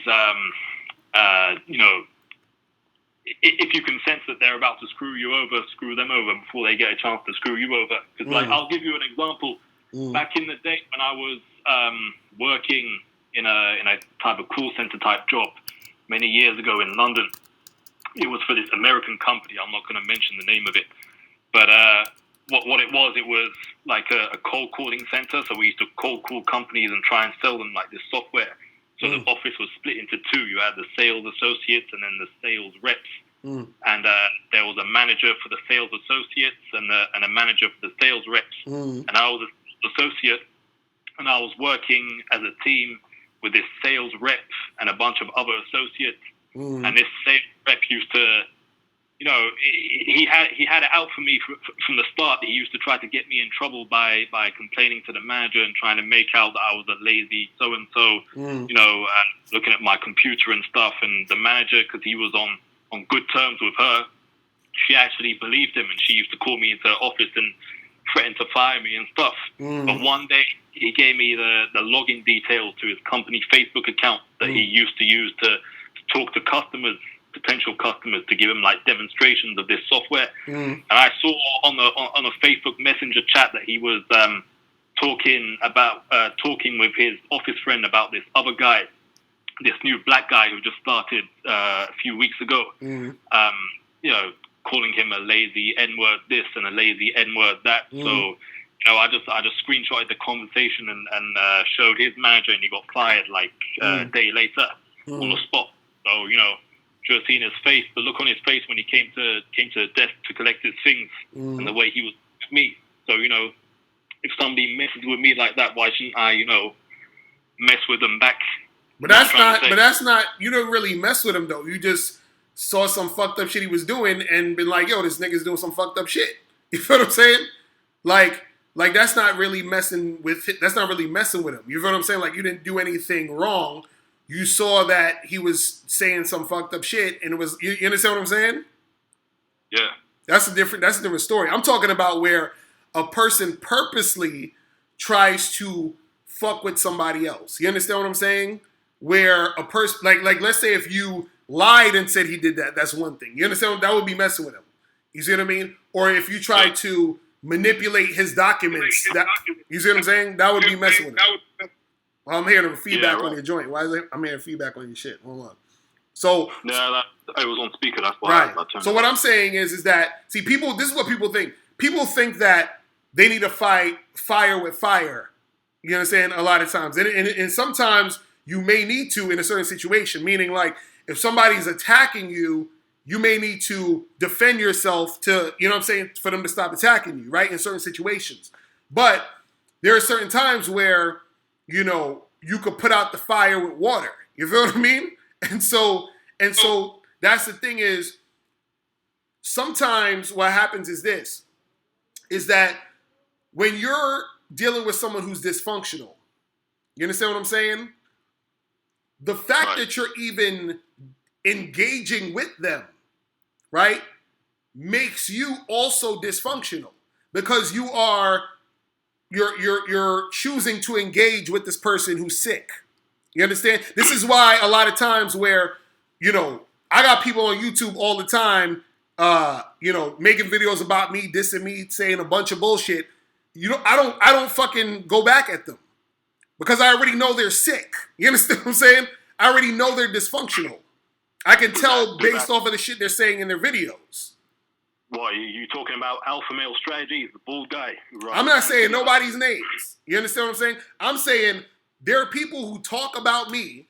You understand what I'm saying? And what I'm saying is that I'm not sitting there all day going back and forth with people. You understand what I'm saying? Because I can already see that there are people who are hurt and they need help. You understand what I'm saying? I see this. So what I'm saying is that I don't need to fucking say, well, they're doing this, so I got to do that. I'm not gonna change. Again, like I said, a man is not gonna be reactionary to all this other shit going on outside of him. You feel what I'm saying? I'm a fucking man. I don't fucking sit there and just be like, oh well, this person said this. No. You feel what I'm saying? That's dysfunction. You feel what I mean? Yeah. That's sickness. So what I'm saying is that you don't have to do that though. You understand what I'm saying? You don't have to engage in that. You see what I mean? You don't have to do that. You don't have to, but you have to be aware a little bit because you never know who could stab you in the back next. It could be you can be aware. You can be aware of certain things going on. But what I'm saying is this: is that if you purposely and consciously make a decision to be dysfunctional, that means you are dysfunctional. You understand? Because you're like, for example, if you are purposely trying to lie to a chick because you say, well, let me lie to her because that's gonna maybe get me more pussy. You are consciously being dysfunctional to get pussy. You understand what I'm saying? Right. So even embellishing a little bit or laying it on thick on certain matters, you don't agree with. No, that's what I'm saying. What I'm saying is that I don't agree with a person purposely being deceptive, lying, and being manipulative. You understand? Just to get over on somebody. You see what I mean? And so what I'm saying is that if you do that, that's coming from a place of fear. That's coming from a place of insecurity. You understand what I'm saying? That's coming from a place of unhappiness. You see what I mean? And so by you doing all that, yeah, okay, you might get some pussy, but what is it costing you though? You understand what I'm saying? What does that cost you for you to go down that route to get this situation? It's just like let's say for example, you have a woman in an abusive relationship, right? The chick, she's getting her ass beat by her boyfriend, right? So she wants a boyfriend, right? She's like, I don't want to be lonely. So in order for me to keep this boyfriend, I just got to take these hits. I got to keep taking these lefts and rights to my face, right? That's dysfunction. You understand what I'm saying?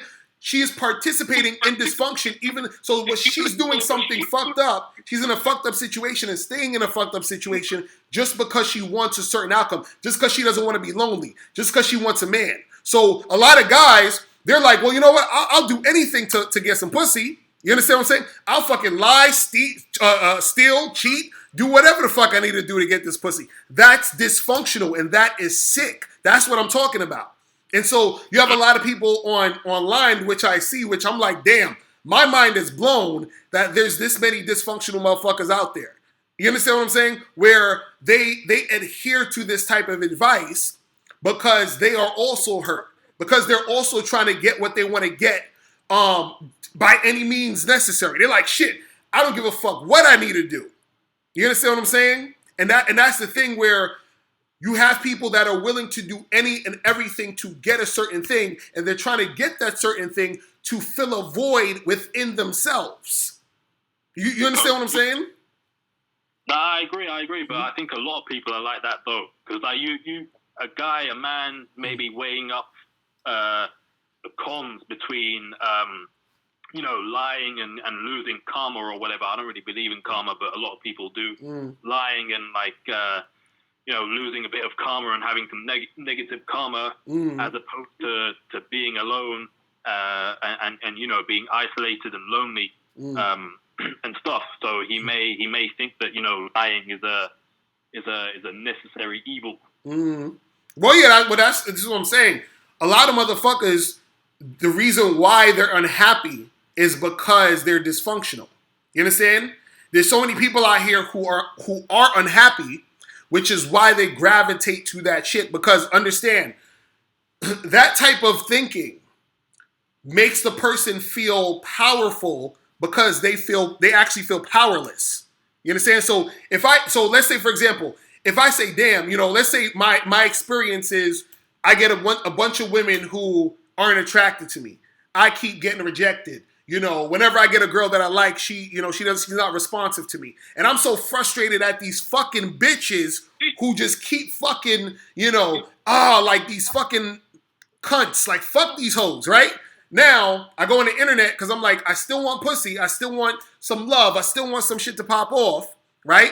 And I find somebody and they're saying, you know what? Fuck these hoes. These hoes lying to you. Lie to these bitches. These fucking fucking chicks is being flaky. Flake on these hoes. So now that sounds good to you because you're like, yeah, man, fuck those hoes. They did this bullshit to me, right?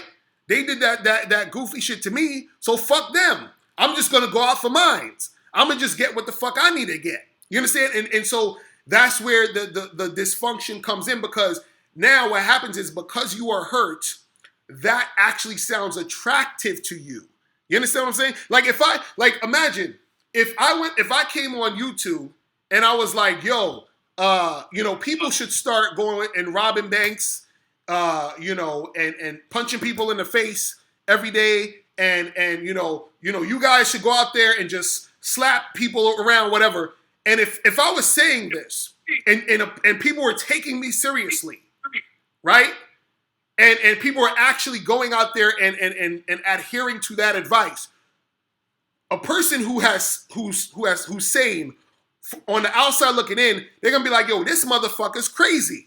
And who the fuck are all these crazy motherfuckers following this motherfucker? You understand what I'm saying? That's what I'm talking about. You see what I mean? So you have a bunch of people giving out dysfunctional advice and a bunch of dysfunctional people following that dysfunctional advice. It's sickness. What were you saying? That type of thing is illegal anyway. I thought life was about getting what you need to get as well.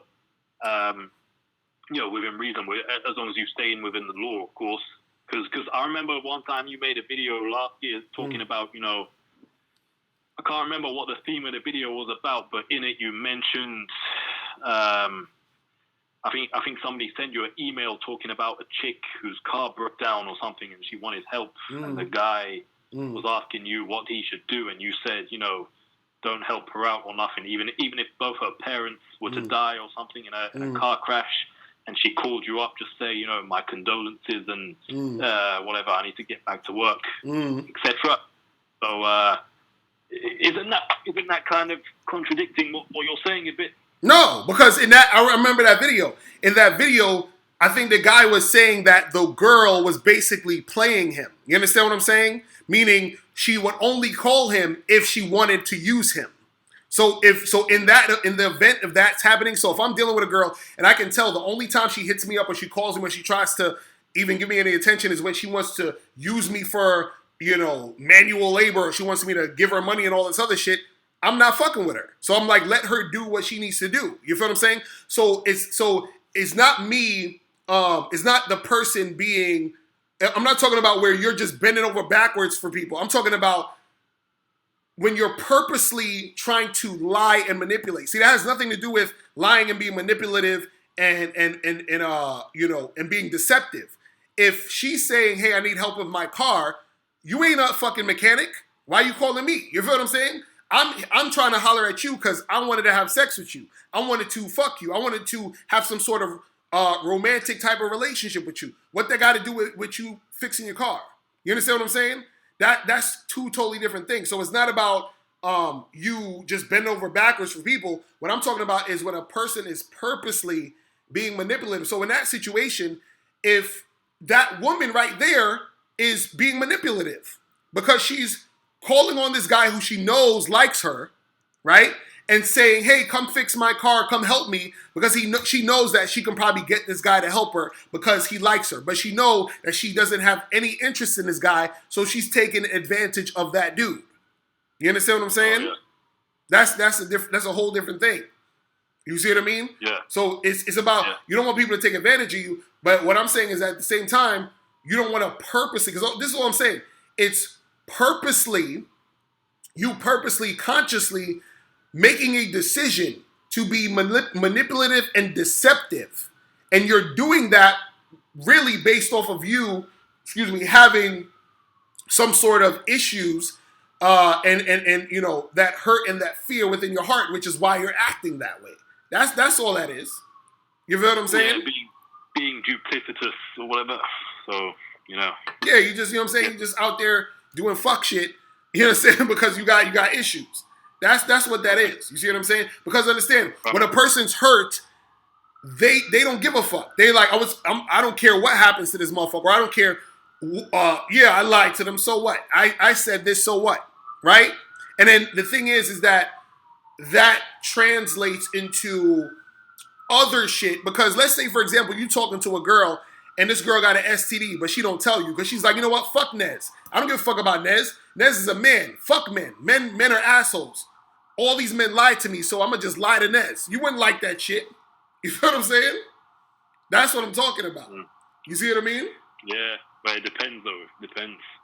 Depends on what? I suppose I wouldn't like. Huh? Depends on what? No, I'm just saying, like, if she's hot enough and I get a chance to stick it in now, I wouldn't really mind if I get, like, AIDS or whatever. Nez, stop with your bullshit, Nez. Come on, man. Did you just... Come on, Nez. Stop it. Stop it, Nez. That's dysfunctional, my dude. That's what I'm talking about. You said you don't care if you get AIDS as long as you get to fuck her because she's hot? Are you serious? Maybe I'd care a little, yeah. Oh, man, Nez, you're hilarious, bro. But yo, man, I appreciate the call, my brother. I got to get a few more of these before we get up out of here, man. Holla. Peace. Hilarious. Oh, my Jesus. Jesus Christ. Yo, what's poppin'? Who this? What up, Loke? It's G from Orlando. How's everything going? I'm chilling. What's going on with you? Nah, just listening to this, man. This is some very powerful, you know, stuff you're dealing with here. You know, the dynamic, you know, the conversation. Right, that's what's up. What's going on with you? It's very powerful. I mean, I was taking notes and stuff like that while I was listening and stuff like that. Like, it's funny because, I mean, man, this is a lot. Mm-hmm. This is a lot. 1 second here. So, you know, man, you know, like the whole friends aspect. It seems like the game is kind of like, you know, it's like the dynamics is made for. Mm. I mean, I'm kind of hating, but it's made for women to kind of like manipulate like that, like to dumb down and, you know, and to really take advantage of people that's trying to do, you know, that's in a game like that. Mm. Man, I'm catching some calls here. I gotta go. I apologize. Mm. All right, blessings. You good? You good? This dude sound like he was going through some shit. Hold on. All right, Mimi, call up. Cause I know you've been trying to get through. Call up, Mimi. Call up real quick. Cause I know you've been trying to get through. Call the number 646-481-3901. All right. You. What's up, Locario? What's going on? How you doing? I'm good. So, I just wanted to say really quick.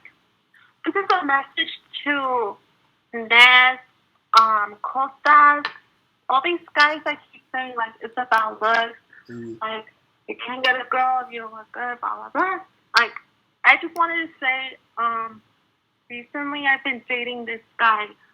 Like, you know, because I think you already know, like, my situation with, like, my ex. I was depressed. I was going through it, you know? Mm-hmm. And I met this guy 2 years ago, back when Packpage and Craigslist, you know, they were active. Mm-hmm. He was a client of mine. Mm-hmm. And the first day I met him, like, he was this skinny, like, scrawny-looking nerd. Mm-hmm. He didn't look sexy. Like, he wasn't the type of guy that, like, I'm attracted to. Because I'm attracted to, like, tall guys, like, beards, muscle, you know? Mm-hmm. so when I met him, I was like, you know, he paid me, but I was like, hey, do you want to go on a hike? And he was like, yeah, like, let's go. We went on a hike, and, like, we really bonded. Like, for me, like, I didn't even care at that point, like, how he looked. Like, he was such a nice guy. Like, I just want you guys to know, like, it's not even about the way you look. It's the way that you present to a girl. Like, if you have a connection with a girl, that's all that matters. Like, fuck how you look. If you can make a girl laugh and, like, make her happy, then I can guarantee you'll have a chance with this girl. Whether you just want to fuck her or, you know. Wait, and how long y'all been seeing this guy? 2 months now. Okay. So we recently reconnected because I wasn't talking to him because of my ex, you know. And recently he hit me up and we reconnected. And I moved. And how many times you had sex? Ever since I've seen him? Yeah, how many times you had sex? Well, I moved in with him a while ago. You moved in with this motherfucker? So wait, how many times you had sex? We had sex every day. Every day, okay. And you moved in with this dude? Yeah, I moved in. Wow, Jesus Christ! No, they saying in the chat room. They saying in the chat room that he's a rebound guy. Is he a rebound guy? No, he's not a rebound guy. Because I really like. I don't want to say that I'm in love with him, but like I really, really like him. Like, you know, he treats me really nice. Like he's such a nice guy. So let me ask you a question. If Miles was to hit you up, would you cheat on him with Miles? No, I wouldn't. Like, but that's cool. I mean, hey, look. Like, I'm glad that. So he treating you good? Everything good? Everything's good, and you know, I just wanted to say, it looks on everything, you guys. Like, if he can have me, I'm pretty sure any guy can get a girl. You know? That's what's up. Wait, Mimi, you got an Instagram or something that people can see you at? I have Snapchat. What's your Snapchat? Tell people your Snapchat. It's ISABECHE. Okay, and write it in the chat room so people can hit you up on Snapchat or whatever. I don't know how Snapchat works. I don't go on Snapchat. Like, I don't go on my social media that much anymore, guys. Like, I'm not that active anymore. Okay, well, you're gonna have to get you a Instagram or something. You know what I'm saying? So these dudes. I have an Instagram, but it got deleted. Oh man, you got to put up a new one or something. I don't know. Try to figure it out.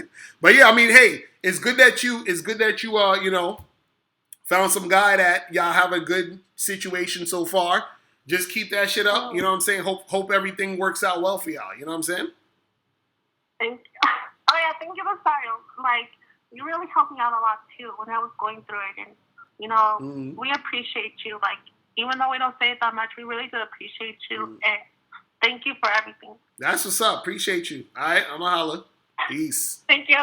That's what's up. That's Mimi right there. She you know, Mimi about to be a housewife or some shit. But shout out to Mimi. You know what I'm saying? Shit. So let me tell you, I'll take a few more calls, and then I got to head up out of here. So maybe another 15 minutes. And then I got to head up out of here. You feel me? So call the number 646-481-3901. Yeah, what's going on? Yo, Mr. Locario, what's going on? What's poppin'? Hey man, I just wanted to comment really quick on a caller, maybe about like two calls back. This guy was talking about like approaching chicks and you know, I just remember you were really going in on the guy about how you know, it really shouldn't matter. Like, if she's not cooperating, you should just kick her to the curb, right? Right. Yeah. I found out something recently, and I don't know if you agree with this, and I feel like this has a super big domino effect. I found in, like, over the past couple of days, I've gotten slightly over getting rejected. What still kind of bothers me is getting humiliated. And that's what I think a lot of guys actually really fear. You talking about feeling? You talking about feeling humiliated? Yeah. Mm-hmm. And so, like being put on the spot, and the girls just making them look cool to everybody, or not knowing what to say, and they just look like a total fucking fucking clown. Like they just care a lot about other things. Like, but why? But this is what I'm saying. Why? A lot of guys aren't able to like maneuver gracefully out of a bad situation like that, socially speaking. But this is what I'm saying. The reason why, first of all, why do you feel humiliated though? Like what can a woman do to humiliate you? I actually don't really understand. Like, what do you mean? Like what? I'm give me an example. Like what can a woman do to like what would like give me a scenario? You approach a girl, you try to talk to her, and then she did something, and now you're humiliated. What did she do? Like to me, for example, if I go up to a girl and I try to talk to her, like she'll just blatantly ignore me and start talking to her friends, because her friends like laughing at the same time. Mm-hmm. And, like to me, I've noticed like a couple times, like that happened to me twice, and like the other guys around her started following their lead, you know, which speaks to a couple other things you've spoken about, but I won't go into that too much. But basically, yeah, the reason I'm mentioning that is because a lot of other guys follow a woman's lead, and it's just like it's kind of like if you mess up with your approach, they don't look at you the same way. Everybody in the bar won't look at you the same way. It's like a domino effect. But that sometimes goes to my head, and that's right. But that's the thing. That's the problem, though, because again, that goes to being reactionary to them. You understand what I'm saying?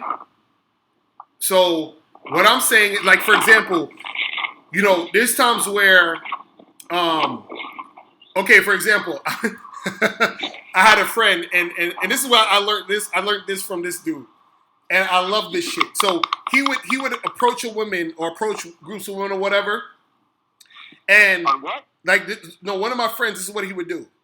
He would approach women, and it could be a group of women, it could be one girl, whatever the fuck it was, or it could be whatever, right? So now, whenever he would talk to them, right, he would never show any emotion unless they're giving him positive feedback.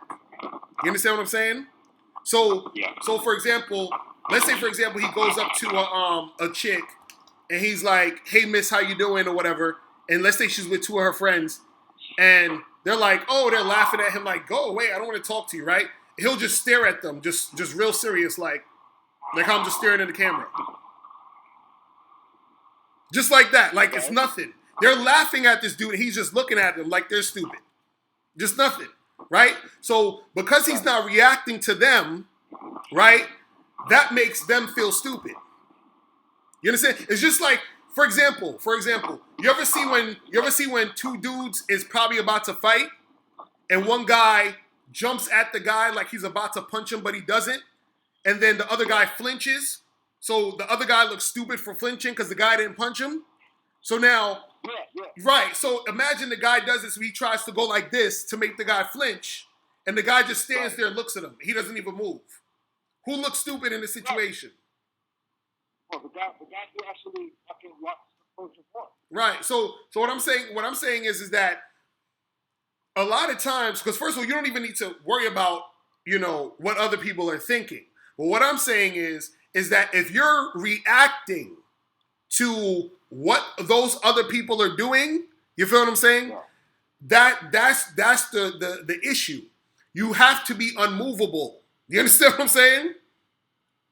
And so you only want to be able to see this is some I'm giving y'all too much game.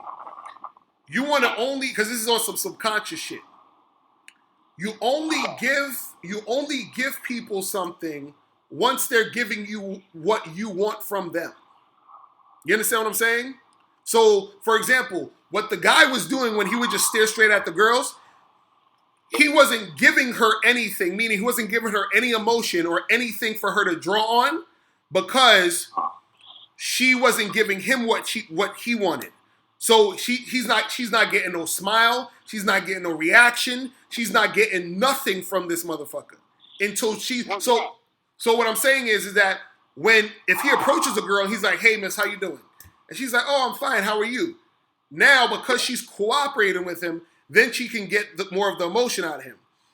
When this guy approaches the girls and they, like, let's say he says, "Hey, miss, how you doing?" and she's ignoring him or whatever, right? She don't get no emotion out of him. So he just either looks at her like she's stupid or she moves on. I mean, he moves on to the next chick. You understand what I'm saying? See, I can understand that because it's like when a girl talks shit about you. Like she's still giving you energy. Like she's still thinking about it. Mm-hmm. I mean, I can understand that. I'm talking about like no reaction. Mm-hmm. I'm talking about like chicks just blatantly ignoring. Yeah, if they blatantly ignore you, you just keep walking. You be like, "Hey, miss, how you doing? What's up?" She ain't even trying to look at you. Boom, I'm gone. That's it. That's it. See, y'all are so concerned with how you're looking to the woman. You're so concerned about what everybody else around you is talking about. You understand what I'm saying? That shit don't mean nothing. You understand what I'm saying? Like, I'm trying to like integrate all this like on a like subconscious level. It's just like once it happens like consistently like over and over again, it's hard to not like fucking lose your frame, like lose your right, because see that, and you know why, and this goes exactly what to the other guy was talking about, what you're talking about. The reason why it fucks with you, and the reason why you start feeling like you're losing that fucking energy or that confidence is because deep down in the core of yourself, you don't believe in what you're presenting. That's all it is. You don't believe it. And so what I'm saying is, because you would have a different, feeling, right, or reaction to what's happening based off of if you believe this. So, for example, like the simple example using the money in the suitcase analogy. If you had to go around, this was your job. Every day you had to go around and give away $1 million to some lucky person, right? Yeah. And that's what you have to do. If a person, and you say, "Hey, look, tax-free is good. This ain't no scam. This is my job. We got to give $1 million away to a random person," right? The people who don't take the money, you're gonna look at them like, "These motherfuckers crazy, whatever," and then you would go to the next person. You're not gonna be like, "Oh my goodness, what's wrong? And how come they don't?" You don't give a fuck about that. You understand what I'm saying? Because you know the value of that money. You know that how valuable that is. So because you know how valuable that is, you don't say, "Damn, well, the $1 million isn't $1 million anymore. Maybe it's really 100,000." No, it's always $1 million, no matter what the fuck happens. And so that's what I'm saying is that you're always that fucking dude, no matter what happens. And this is what I'm saying. You're making the shit that women are doing affect you. And on top of this, you got to understand this. Who the fuck are these women? You understand? And what I mean by that is, who the fuck is she to say anything about you? Do you understand what I'm saying? Like, who is she? You're talking about what value does she bring? Are you saying? No, I'm saying who is she? Like, what I'm saying is, why is the woman so important? Do you understand what I'm saying? Oh. Like, why? Like, honestly, it just sounds like you're talking about having an armored mind. That's what it sounds like to me. Right. Well, that's the thing. Like, and if that's what you're talking about, like, I mean, I don't know what exactly you recommend, but I mean, I do stuff like work out. Like, I try to push my mind to endure more pain a little bit every single day. Mm. But that's like one thing that I do to kind of validate myself. Mm. Like, just getting out there on a social level, it sure it translates, so it's not as bad anymore. It's like it's still like there's some like little hitches here and there that I still don't see. Like I still don't grasp. Well, this is the problem is you take women more seriously than you take yourself. You understand what I'm saying? That's one of the things. Because that right there is why dudes think this way or they see it this way. Because when this is the thing. How can a woman humiliate me when I'm the one who has to approach her? Cause she ain't gonna do it. Cause she don't have the wherewithal to do that. You understand? How am I going to be humiliated by someone who is very wishy-washy with their emotions, right? How am I going to be humiliated and feel a certain type of way or be in reaction to someone who's just all over the place sometimes? Or, 1 minute she's feeling this way, next minute she's feeling that way. 1 minute it's like, well, because I feel this way today, and then tomorrow I feel this way. Like, you're all over the place. You understand? Like, this person, right, who is also awesome in their own right, still needs me to guide them. So how am I going to feel humiliated by that person? I'm the leader. I lead this shit. I create the. Listen, a chick can't get a relationship without the man. Period. Because we're the ones who set it in motion. These women are out here approaching us. We have to approach them. And then if they want a long-term relationship, we have to decide whether or not they get a long-term relationship. You understand what I'm saying? Like, we're bringing all this value. So you're basically, holy shit, you're talking about changing my identity. Say that again? Holy shit. You're basically talking about, like, adjusting my identity. Right, your mindset. Like, your mindset has to be different in order for you to be able to understand this. You understand? It's like, and see, that's the thing. The reason why I see a lot of guys are not in their masculine. See, masculinity is about stability, meaning that just like they, to use the example that masculine is like the mountains and the feminine is like the weather and the wind and all this other shit, constantly changing. The mountain don't move. You understand? So no matter how much the wind is blowing, no matter how much the fucking rain and all that other shit, the mountain's not sitting there like, damn, well, I don't, I got to move over. No, the mountain is the mountain. The mountain stays where it stays. They're not movable. So whenever a woman is doing anything and and you're reacting negatively and you're feeling a certain type of way based off of what she did, you are not in your masculine. You understand? Right. But that has to be said. Because, like, again, it just sounds like what you're talking about is having a degree of resolve with who you are. Mm-hmm. Resolve has to be said. You said it has to be what? It sounds like you're talking about somebody's resolve about yourself. Mm-hmm. And that has to be said, though. You said it has to be said? It has to be said. You have to feed your resolve. You constantly have to, it's kind of like you have to give your body nourishment. Mm-hmm. You have to constantly, go through, or maybe, an obstacle, or a challenge, or just something to feed your resolve about who you are. I mean, you could do that if you want, but you don't necessarily need to. You understand what I'm saying? I mean, I don't see any other way. No, but see, that's what I'm saying. The reason why you don't see any other way is because it's like this. If, let's say, okay, how tall are you? Yeah, I'm 5'3", 5'4", 5'3". How tall? 5'3", 5'4". Okay, so let's say you're 5'4", right? Now, if somebody asks you how tall are you, right? Are you gonna change your answer based off the time of day it is? Are you gonna change your answer based off of how you're feeling this morning? Are you gonna change your answer based off if you're hungry or if you're full? Are you gonna change your answer based off if you're sick or you're healthy? No. If someone says how tall are you, your answer is going to stay 5'4", right? It doesn't change. Because you know that. You see what I'm saying? So the confidence and that core confidence comes from a knowing. The same way that you're sure and you know that you're that height. You feel what I'm saying? And I'm just using your height as an example. So what I'm saying is that the same thing happens where you don't necessarily need to do anything to remind yourself that you're that height. You don't need to get anything going no, you don't need that because you know it. That's what I'm saying. Like, you have to, the same way you know that, you have to know that you're that fucking dude.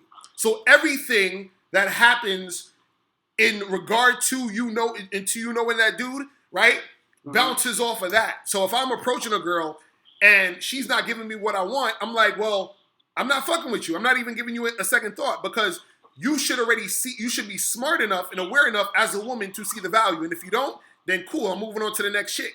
And then the other chick who sees that, then we gonna get it popping. You see what I mean? It's that simple. And so the humiliation comes from the ego of you thinking that, you know, damn, well, shit, like, I don't want her to see me this way. I don't want people to fucking, look at me this way and all this other shit, right? Now, you could also say you being that dude can also come from the ego. But I'm trying to even go beyond that, beyond the ego. Understanding you are that dude is coming really from the value. You understand what I'm saying? The value of who you are and what you're about, and understanding that value you bring. Just like what I'm saying is that there's a value that you bring that goes beyond the ego, because ego is just saying, yo, I'm that dude, right? But beyond that is, why are you that dude? You understand what I'm saying? Why are you that guy? Why are you that valuable motherfucker? And that's something that, like I said to the other caller, you need to figure that out for yourself. Because once you do, you understand what I'm saying? That's when shit starts to turn. That's when you start interacting with people differently. You understand? That's when you stop being reactive to all the shit that women are doing and saying. You understand? Okay. Yeah. And, I think so. I mean, I'm trying to sum it up, and with this, I'll end it with this. Like, honestly, to sum it up, it really sounds like you're just talking about identity, like change your identity. Like, that's what it sounds like to me. I don't know if I'm right or wrong. But well, it's not even necessarily about the identity, because the identity is still more ego shit, but it's more so changing. It's more so looking at things from a different perspective and having a certain mindset. That's all it is. It's like having a certain mindset. So the way that you look at certain things, right, is going to change your perception of that. And then when your perception changes of those things you're looking at, that's going to change how you react to certain things. So there was a shit, I gotta find this book or whatever. But there was a book I was reading on happiness, right? And they had a bunch of words put together, and the words spelled out two things at the same time. The word spelled out happiness is now here, and then if you read it back, it can also say happiness is nowhere.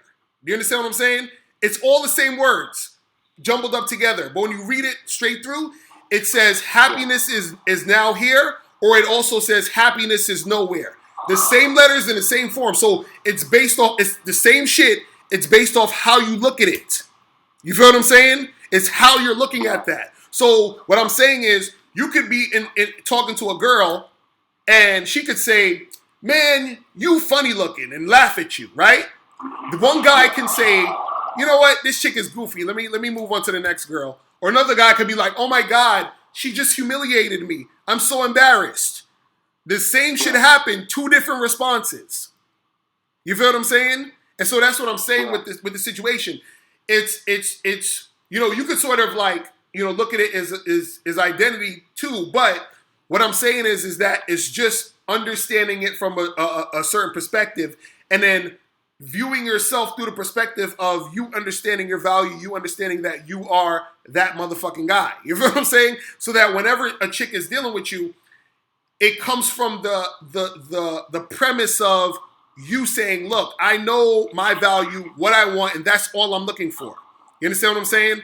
And you have to come at it to where you're not waiting around to be rejected. You are going out to get what you want, and you are rewarding the women who understand the value. That's all it is. You see what I'm saying? Yeah. You feel me? Okay, man. I appreciate the really deep talk, man.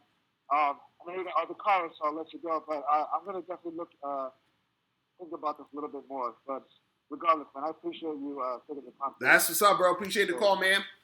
All right, I'm going to holler. Peace. All right. All right. One more call and I'm out of here, people. One more call and then I am out of here, people. You. What's going on? Hey, Locario, what's up, man? What's popping? What is? Not much, man. I have a question for you. Mm-hmm. So I just saw your last video. I don't know if it was your, like, the last, most recent video where you were talking about shit in the pizza box. Right. All right, let me ask you this. I've never boxed before. If I was to get in the ring with Mike Tyson in his prime, how confident do you think I would be to beat him? If you were to say that again, if you were to get into the boxing ring with Mike Tyson? Mike Tyson in his prime, how confident do you think I would be? Let's say I never boxed. How confident do you think I'd be to beating him? I don't know. That depends on you. See, but here's my thing. I wouldn't be confident at all. But if I can hit him a few times, then I'm confident. That's the same way I think with like looks, money, and status. The reason I tell guys like get your looks, money, and status together because it's going to raise your confidence because you're accomplishing something. You can't be the same man at 4.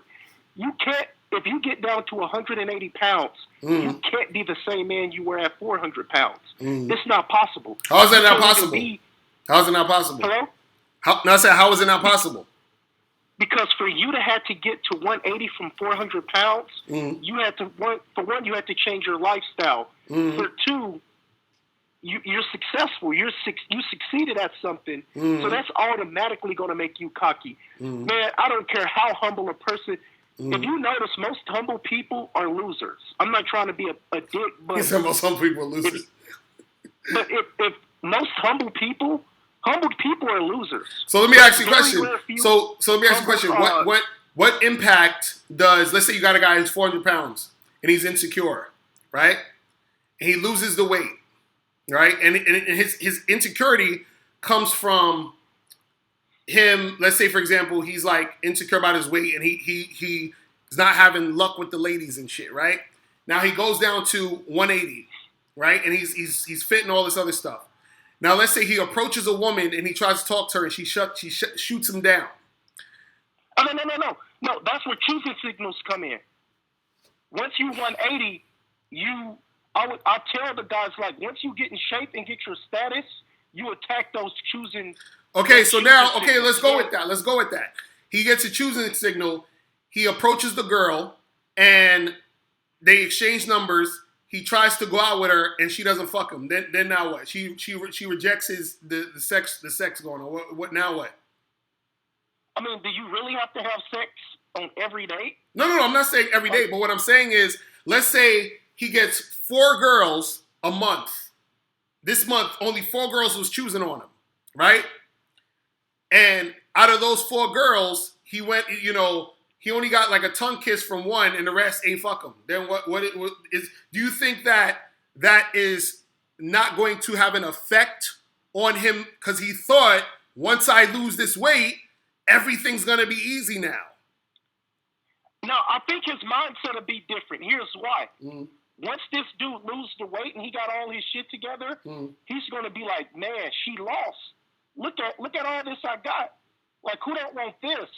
But that's what I'm saying. How? But where did he magically get that thought process from then? The same process I would get if I busted Mike Tyson's face. Let's say I swung, hit him, and then he started bleeding.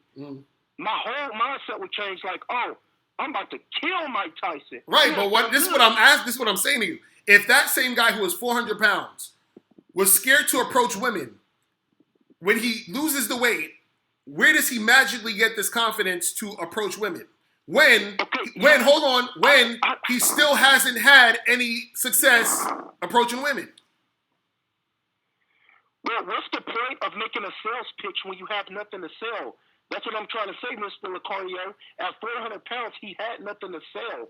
Now he's got down. He's gotten his life together. His body's right. Now he has something to sell. For okay, example, so now let's go with that. He tries to sell it, nobody's buying. Then what? What do you mean nobody's buying? No, what I'm saying is he has something to sell, but people are not buying the product. Then what happens? This is what I'm saying. People don't. What I'm saying is when he was 400 pounds, right? He was trying to holler at girls, and he still wasn't getting, hardly any play. He lost the weight. He's still trying to holler at girls, and he's not getting any play. That's what I'm saying. He's done all that shit, and he's still not getting no play. What's going on now? Okay, let me put it another way. Let's say right now, I was trying to sell you a software that could help your internet marketing, but I wasn't good as Constant Contact, right? I had an old school 1999 email marketing software. I'm not going to be that confident, but if I come across a state-of-the-art email marketing system that could raise anybody's sales up 10% each week, I'm confident now. I got the product. Okay, like and so now, okay, I got you. So now, what happens when you lose that product? What happens when you can't sell that product no more? What happens if that product becomes defective? Are you no longer confident? You better get a new product. No, I'm saying. Okay, let's go back to the guy. The guy. He's 400 pounds. He loses weight. He goes to 180, and he gets back up to like 250, 300. Is he still confident? No, because he quit selling what worked. He went back to that old email marketing. No, but this is what I'm trying to tell you. See, I see what you're saying. Trust me, I see what you're saying. You're saying that because he was 400 pounds and then he lost weight, he looks better.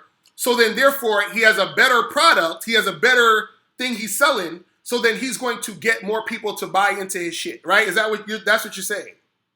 Yes, and I think the more people that buy, the more confident he'll be in his product. Right. Okay. Now, what I'm saying is this: if that guy, he's insecure, because this is what I'm trying to get you to understand about mindset.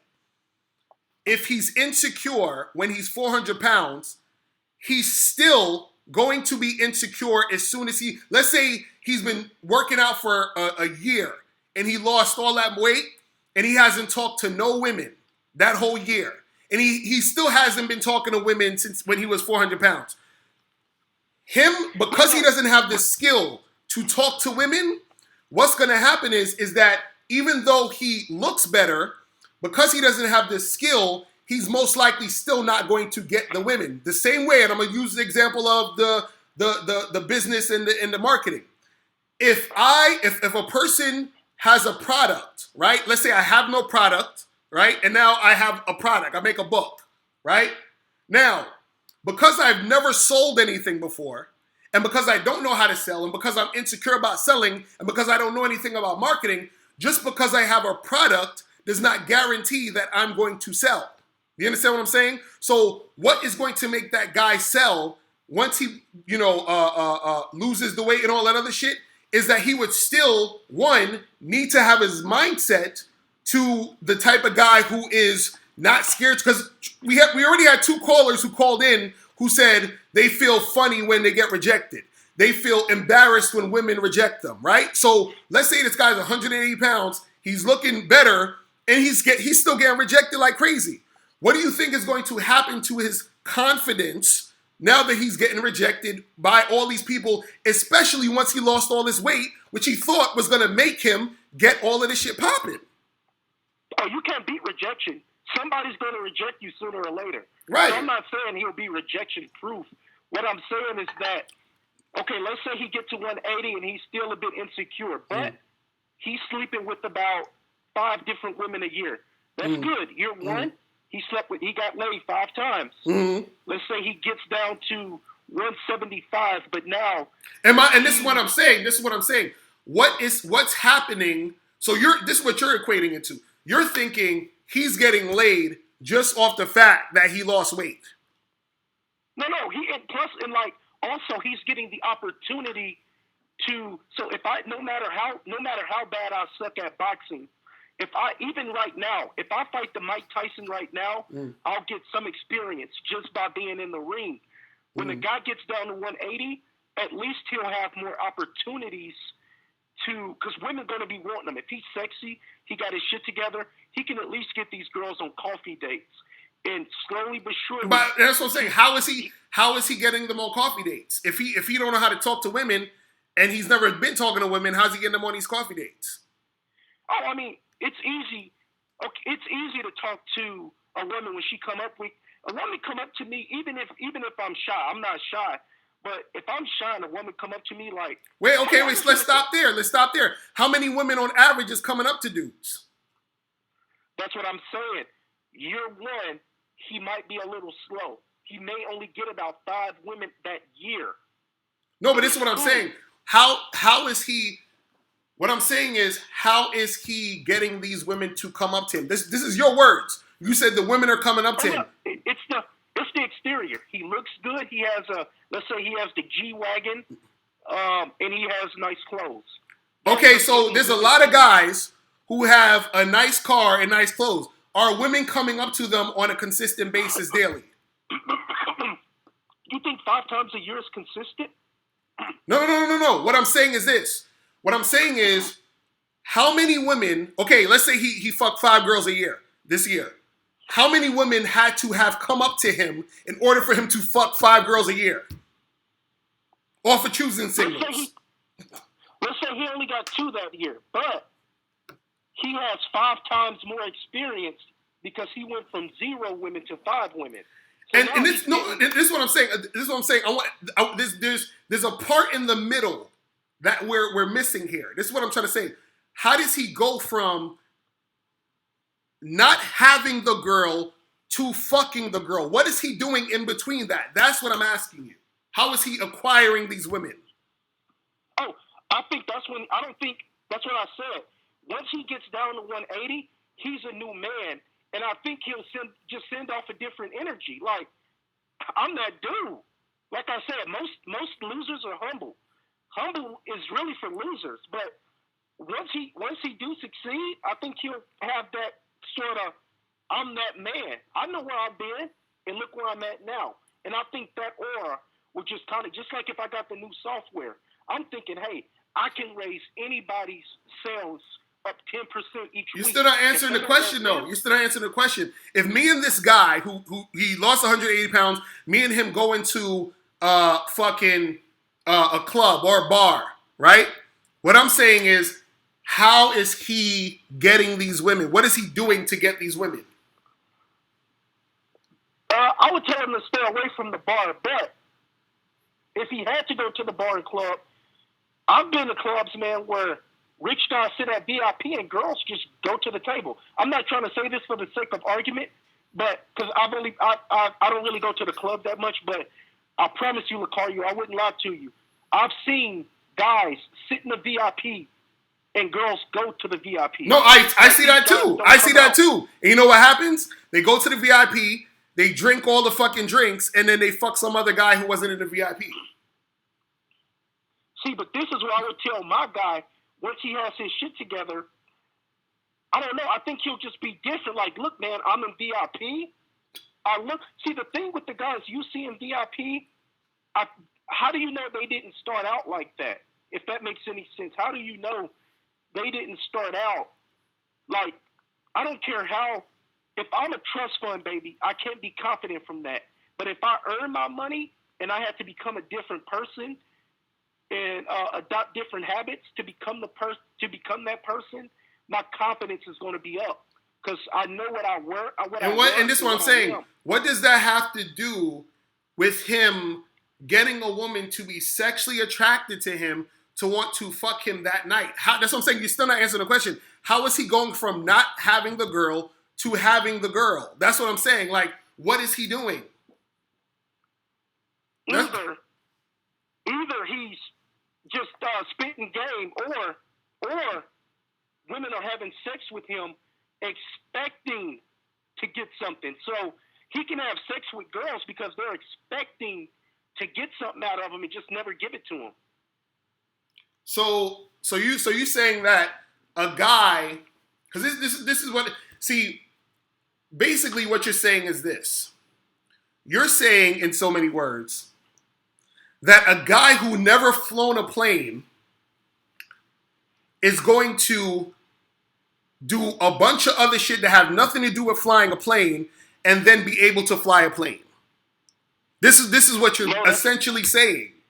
You understand? No, what I'm saying is, if I don't know how to fly a plane, I'm not confident to go in there and ask for a job as a pilot. But if I start, let's say I take a 5-month course on how to fly a plane, now I'm confident. Okay, so this one. Okay, so fine. So now, if I am a 400-pound guy who don't know how to talk to women, right? And I lose the weight, and I still don't know how to talk to women. What difference does it make that I lost all the weight and I don't still know how to talk to women? Women will fuck guys off status alone. It's rare, but it happens all the time. All the time. Why would a woman fuck a guy off his status? Because she thinks she's going to get something. But that don't mean he got to give it to her. Okay, let me ask you a question. This is how I feel. This is what I think, Mr. Locario. If girls want me for my money, I'm okay with that because they're not getting it anyway. It ain't like I'm losing. They're not getting it anyway. Wait, so hold on, wait. Let me ask you a question. You think a woman is gonna, if a woman just wants you for money, you think she's gonna fuck you before she get any money out of you? Oh, she ain't getting it. She ain't like. How do I say it? I'm not giving up money, so I'm just gonna put that up. I'm just gonna string her along. So why don't you do that right now? Why don't you do that right now then? Why doesn't a guy who has no money just string a woman along and say, hey, I got all this shit? Why don't he just do that right now? Why do you gotta wait till you get the money? He don't have nothing. No, but why does he have to wait? You're not giving her anything. So why you got it? Why you got to show her you got money?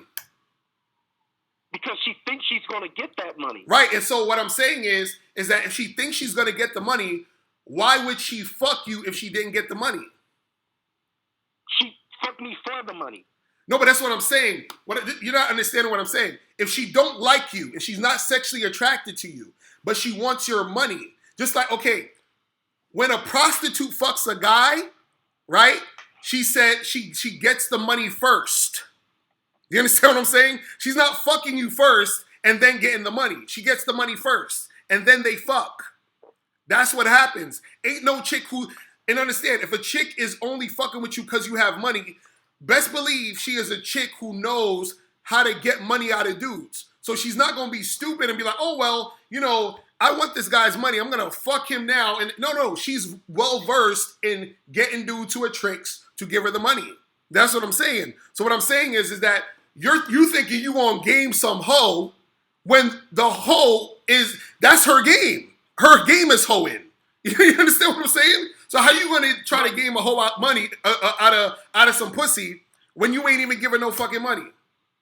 Yeah, but that's the rare occasion. My thing is, if once I'm the product, if she don't want me, cool. You know how many women want the product? You know how many women want a man who could change her entire life? Mm-hmm. No, I agree with you. You know how many women, bro, you know how many women right now, if I come to New York and go to Spanish Harlem or go to South Bronx, you know how many women want to live on 5th Street? Right, and you won't have to do that. So you talking about you ain't trying to do nothing. So how you gonna get these chicks to fuck you if you ain't doing nothing? That's what I'm saying. Hey, but when you're 400 pounds and have status, at least you can do that. At least you can get pussy. You think a guy who's 400 pounds can't get pussy? I think he can't. No, unless he's like 6'8". So a fat guy who's 400 pounds can't get pussy. That's just not gonna happen ever. Okay, one out of 100. Yes. 1 out of 100, and so now 1 out of 10,000. 1 out of 10,000. Okay, so once that guy loses weight and he's 180 pounds, the pussy's just gonna start rolling in. It's just gonna start. Chicks is gonna be banging down his door. Like how did that's what I keep trying to get back to that. I keep trying to get back to how is this guy? This is what I'm trying to get. This is what I'm trying to get at to you. Success produces confidence. So as he gets confident, he's going to have the opportunity to actually go out there and talk to women, and he's going to get better. But when you're in good shape, at least you have the opportunities now, because now you have something to offer, and it's going to be better overall for you, and it's going to be easier. No, this is the thing. I'm gonna tell you what I agree with you on, and I'm gonna tell you what I disagree with you on. I agree with you that if a person gets in better shape, right, gets more money, starts to be successful doing whatever they're trying to do, right, I agree that they will probably feel better about themselves. Like, look, I look better. I got better, clothes. I got more money. I got a better place. I'm upgrading my shit, right? So I agree with you that they're going to feel better about their situation, right? What I disagree with you about is this assumption that just because these things happen, that's going to automatically make it easier for the guy to make it happen, especially when he hasn't had any type of real interactions with women and knowing how to approach women, talk to women, flirt with. Like, he don't know how to do none of that shit. And you're thinking that just based off of him having these situations in place, that's going to make it to where, now shit's just going to pop off. That's where I disagree with you. I disagree with that too. I think what happens is once a guy has all his shit together, he's more apt to get out there and want to try. Let me give you an example. When I was a kid, I was nervous as hell when my dad dropped me off at my first football practice.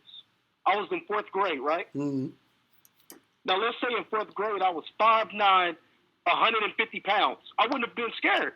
Like, I'm the fucking man. Yeah, I'm going to go. I got to learn how to play football, but look how much bigger I am than these guys. So it would have gave me more confidence to go out there, and I would have learned on the fly.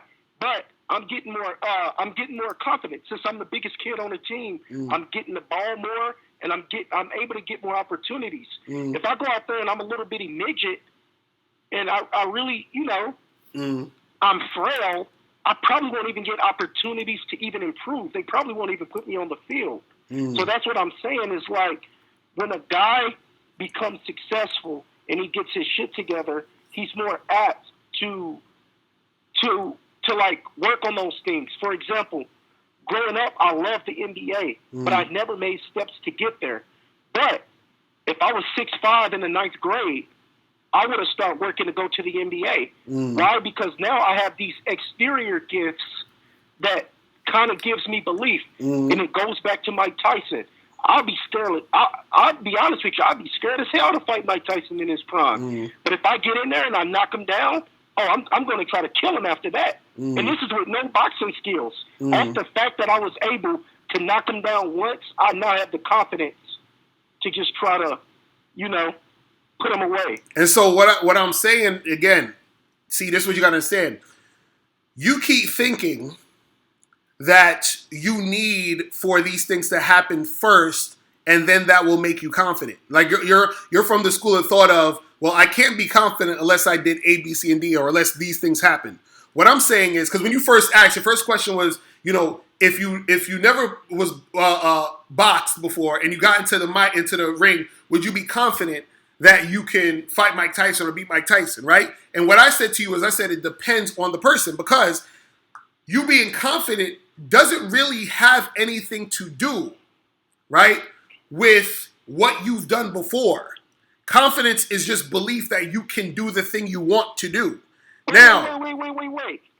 Where does confidence comes from, though? If I've never flown a plane, I'm not confident to fly one because I don't have any experience. No. This is the thing. You got to understand the difference between confidence and competence. Competence means that you know how to do something. You understand what I'm saying? So what I'm saying is that you can have competence and not be confident, meaning that I can be a person who knows how to fly a plane, right? But overall, I'm not a confident person. You understand what I'm saying? I can know how to do certain things, but overall, I'm not a confident person. Now, you can have competence and also be confident, meaning you can say, well, I know how to fly a plane, and I'm also confident that I can fly a plane. But what I'm saying is that confidence comes from within, where you don't necessarily have to do anything. So what that means is that, let's say you were in a plane, right? And the plane was, going haywire, and the fucking pilot fucking lost, he fucking fainted or some shit. So now they don't got a pilot, right?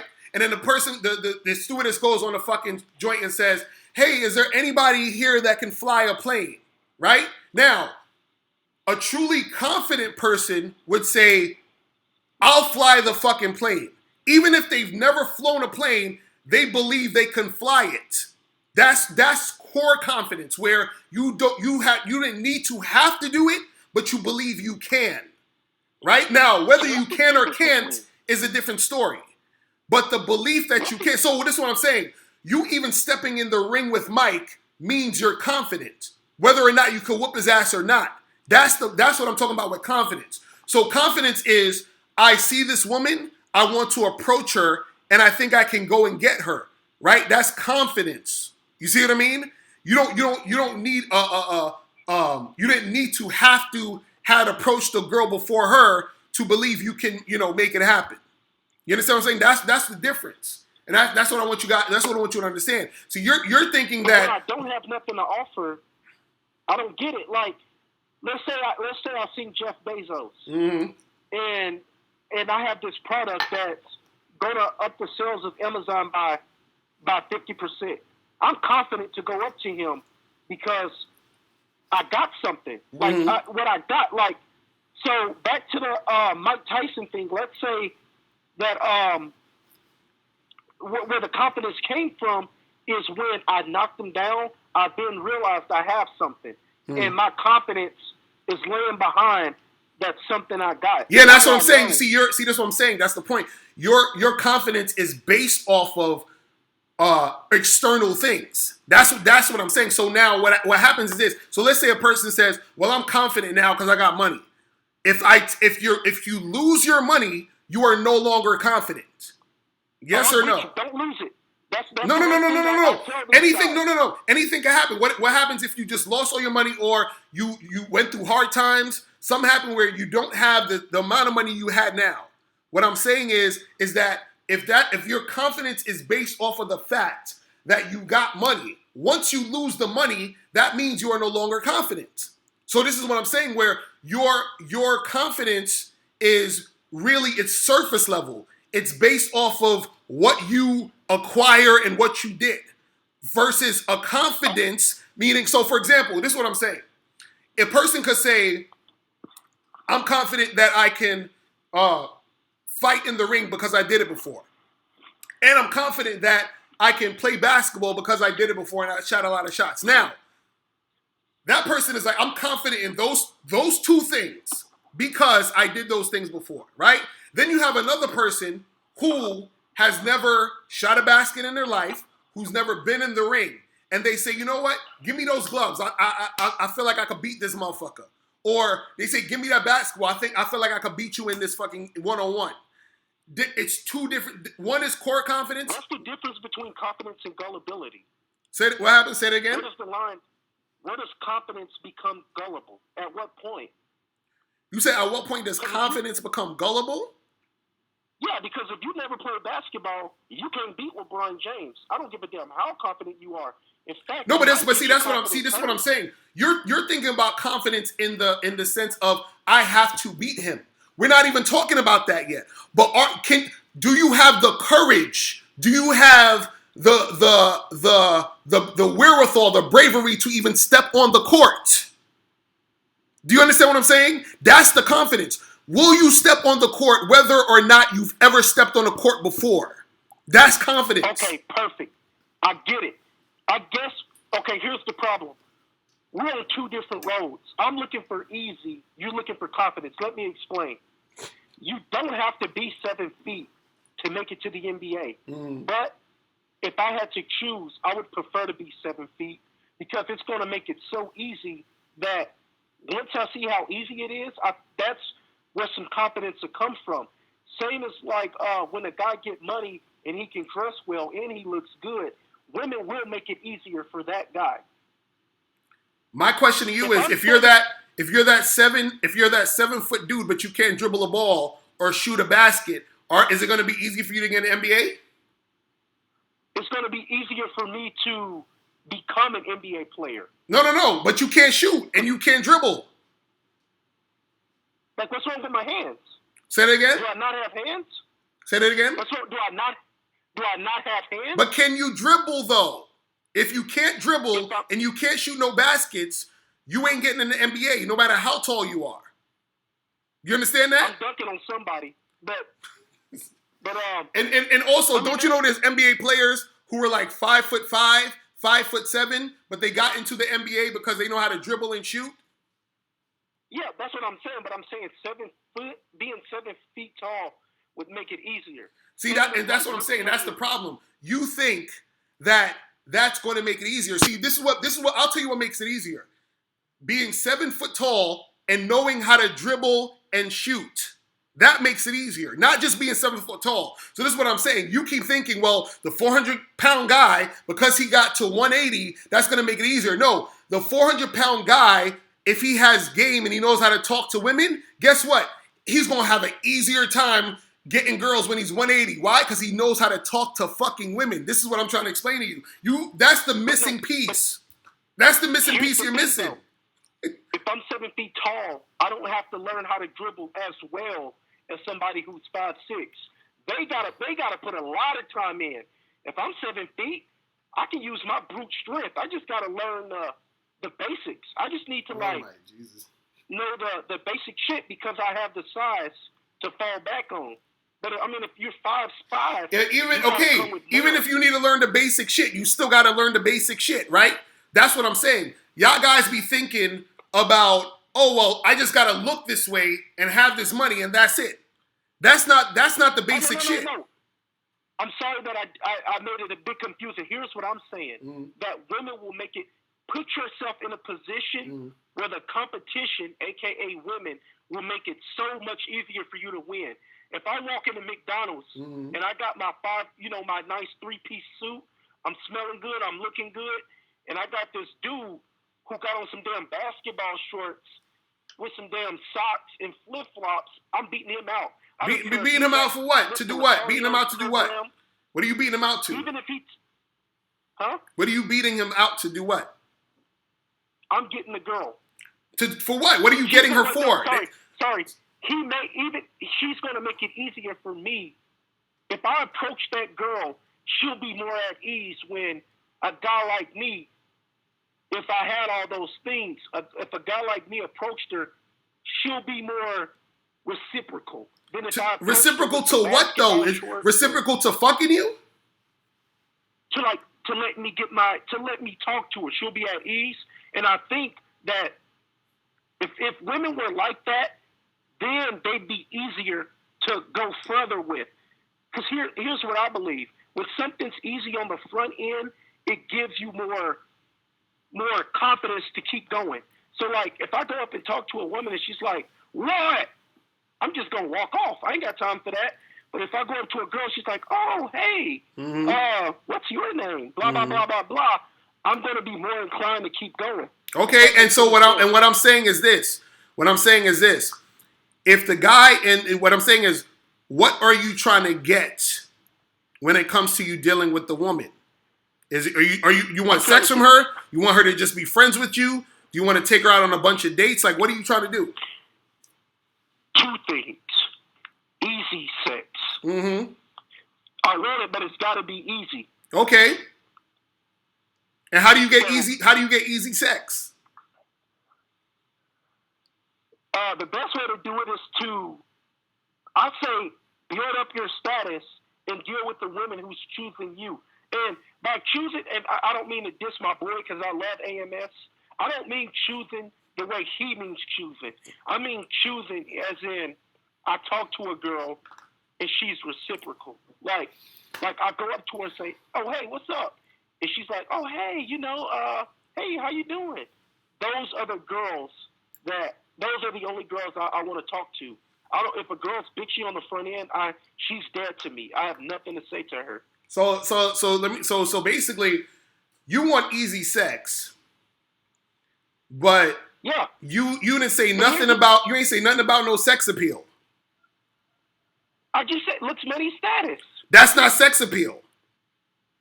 Your money is not sex appeal. Your status is not sex appeal. This is what you guys don't understand. If any one of those three is sex appeal, maybe your looks, because your looks, she could be sexually attracted to you because of your looks. Maybe.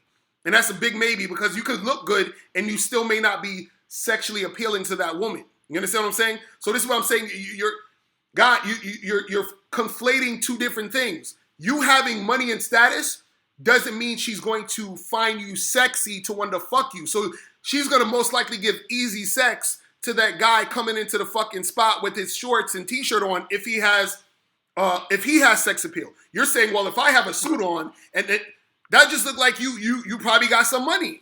So yeah, she'll probably talk to you, but use you for your money. And you just said status don't get sex, right? No, I said status is not sex appeal. What I'm saying is Okay. Go ahead. Oh, you're into these bitches liking it. I'm just trying to get it. I ain't into them liking it. But this is what I'm saying. If you want easy sex, right? Either you're gonna have to have sex appeal or you gotta be a trick. That's what I'm saying. So you said you ain't got a problem being a trick. You understand what I'm saying? Which is cool, but that's the only way you're gonna get easy sex if you ain't got sex appeal. You understand what I'm saying? So let's say, you don't think that, let's say I have all these things, looks, money, status, right? Mm-hmm. You don't think I can walk into McDonald's right now and bag one of those 18, 19-year-old girls with a fat ass but ain't got nothing? Yeah, you can, but but what are you bagging her for? Are you bagging her for easy sex? I'll be honest, man, yes. Okay, if you have no sex appeal, you ain't getting easy sex. That's what I'm trying to explain to you. Women have easy sex with men who they find sexually appealing, period. That is the end-all, be-all of it. Now, a woman will have sex with you because you have money, because she's trying to get your money, but best believe you're coming up off some paper. A woman will have sex with a guy for a certain status, but best believe she has to use you for that status first before she coming up off some pussy. That's what I'm trying to explain to you. So the only thing that gets you easy sex is sex appeal. That's what I'm saying. So what I'm saying is that, and a person's asking, so wouldn't the 180-pound guy have more sex appeal than the 400-pound guy? In some cases, yes. In some cases, no. Because what happens is, what's sexually appealing to a woman is a combination of your look, appearance, and behavior. You understand what I'm saying? And so what I'm saying is that if that 180-pound guy has the behavior of a simp or a trick or a guy who's just insecure, he's not going to be sexually appealing no matter how better he looks at 180 pounds. You understand what I'm saying? And this is what y'all don't understand attraction when it comes to dealing with women. You see what I'm saying? Okay, let's take simp. Because this guy ain't got no appeal. I don't care what you say. Russell Wilson ain't got no damn sex appeal. Dude is a simp. So let me ask you this. If after he threw a touchdown and he pointed at a girl and like smiled at her, after the game, you don't think he can hit that before he pay that girl? Like, you don't think he can pay, like, you don't think he can hit that groupie before giving her money? If she's the type, if she's the type of chick that is fucking with him because she wants to actually be with him, hell no. No, I'm saying some girls that just fuck a guy. No, some girls will. But what I'm saying is this, is that more than likely, most of the women that first of all, Russell Wilson the type of nigga that won't even probably fucking do that. He'll probably fucking take a chick out to fucking eat and wine and dine the chick before he even try to fuck the girl. You understand what I'm saying? That's the type of nigga he seemed like. Now, what's going to happen is that if a chick is smart, which a lot of them are, because this is what they do, even dudes who aren't even at Russell Wilson status, when they find a guy who could basically be boyfriend material, and especially if he got paper, trust me, she ain't coming off that pussy the first night. She's gonna make that nigga wait, because she knows that every time when she fucks a guy, or most of the time when she fucks a guy the first night, usually he doesn't call back. You understand what I'm saying? Usually he's not trying to really fuck with her on no serious shit. You understand? Exactly. April in the chat saying she's gonna try to have a baby with him again for 18 years. You feel what I'm saying? So that's the game these chicks play when they see that they got a simp, when they see that they got a trick. They're not attracted to you sexually. They're attracted to your money, and therefore they will trade you the sex for the money. But best believe a lot of times they're not going to have sex with you quickly. That's how they get the upper hand in this situation, because they get you to invest in them. And usually what happens is, I'm giving you the game right now, when a man invests in a woman, it's harder for him to pull back. And women know this. So this is why women try to hold off on the sex when they want a man to invest in them. You understand what I'm saying? So that they can keep him around and get him attached so that he will want to wife her up. He'll want to be with her. You understand what I'm saying? This is what happens to a lot of dudes who are simps and tricks. You see what I'm saying? I see what you're saying, but I think a lot of women would just fuck Russ because in hopes to get something after. A lot of women would. No, but this is what I'm saying though. See, you're not getting this, bro. You're not getting this. They don't see if Russell Wilson, this is what I'm saying. Russell Wilson is the type of dude that most women don't necessarily see as sexually appealing. He's boyfriend material. You understand what I'm saying? And women have a certain protocol when it comes to boyfriend material, meaning they do not fuck guys on the first night who they see as boyfriend material. They make them wait. You understand what I'm saying? So you say no girl is gonna fuck a guy like that? No, I'm not saying no girl ever. I'm saying the good majority of women, if they see that they could get the bag, they are not going to fuck the dude on the first night. Why? Because she's going to say, well, I know there's a lot of other chicks who will probably fuck him the first night because those chicks ain't got no fucking game. You understand what I'm saying? Then what's going to happen is that they are going to say, the chick who's smart, she's going to say, well, wait a second, let me get this motherfucker to wife. Like Sierra. Sierra gamed this nigga up heavy. Why the fuck did he make Sierra his wife? You understand what I'm saying? Oh, no, he's a simp. He's a simp, but I'm saying... That's my point. Okay, if Russell Wilson was an accountant with Mr. Locario's game, he took all your programs. Do you think he gets Sierra? Yes. If he know he could fuck Sierra, yeah. He probably I'm talking about, bro, she gave him the ultimate validation. She popped out his kid. That ain't no nigga. Listen, if a dude like, let's say Sierra's like, look, I'm trying to get the bag from another famous motherfucker who could make me rich. You feel what I'm saying? She's already rich. It don't matter, but that's where she's at though. She wants a rich type of dude. You understand? And April and C said they didn't even fuck until their wedding night. You feel what I'm saying? So yeah, he's a simp. So this is what I'm saying. So what I'm saying is that when a woman knows she has a simp, see y'all be thinking women are stupid. Women know how to play the game. You understand what I'm saying? See, a woman can't resist a man she finds sexually appealing. This is why you can have a guy who don't got shit. He ain't got no dime to his name. This nigga's a fucking bum. You feel what I'm saying? And she wants to suck his dick and fuck this guy all night, all day long, right? And she do that shit the first night, first 15 minutes, first 20 minutes she meet this motherfucker. This is what you're talking. You're talking about having easy sex. But the role that you're going down, you are not going to be having easy sex being a trick unless you are very vigilant in tricking. And that's the only way you're going to get easy sex. There's not one 400-pound man in this world with sex appeal. I'm sorry. That's what you think. That's what you think, nigga. That's what you dude, if I seen a 400-pound man who could get bitches, I wouldn't know what to think. If he didn't have money or nothing. But see, this is the thing. This is the thing, and this is the mistake you guys make. You guys cannot, and this is the mistake you guys make. This is what I always laugh at this when I see this online. Y'all motherfuckers, you men, y'all are sitting here judging men.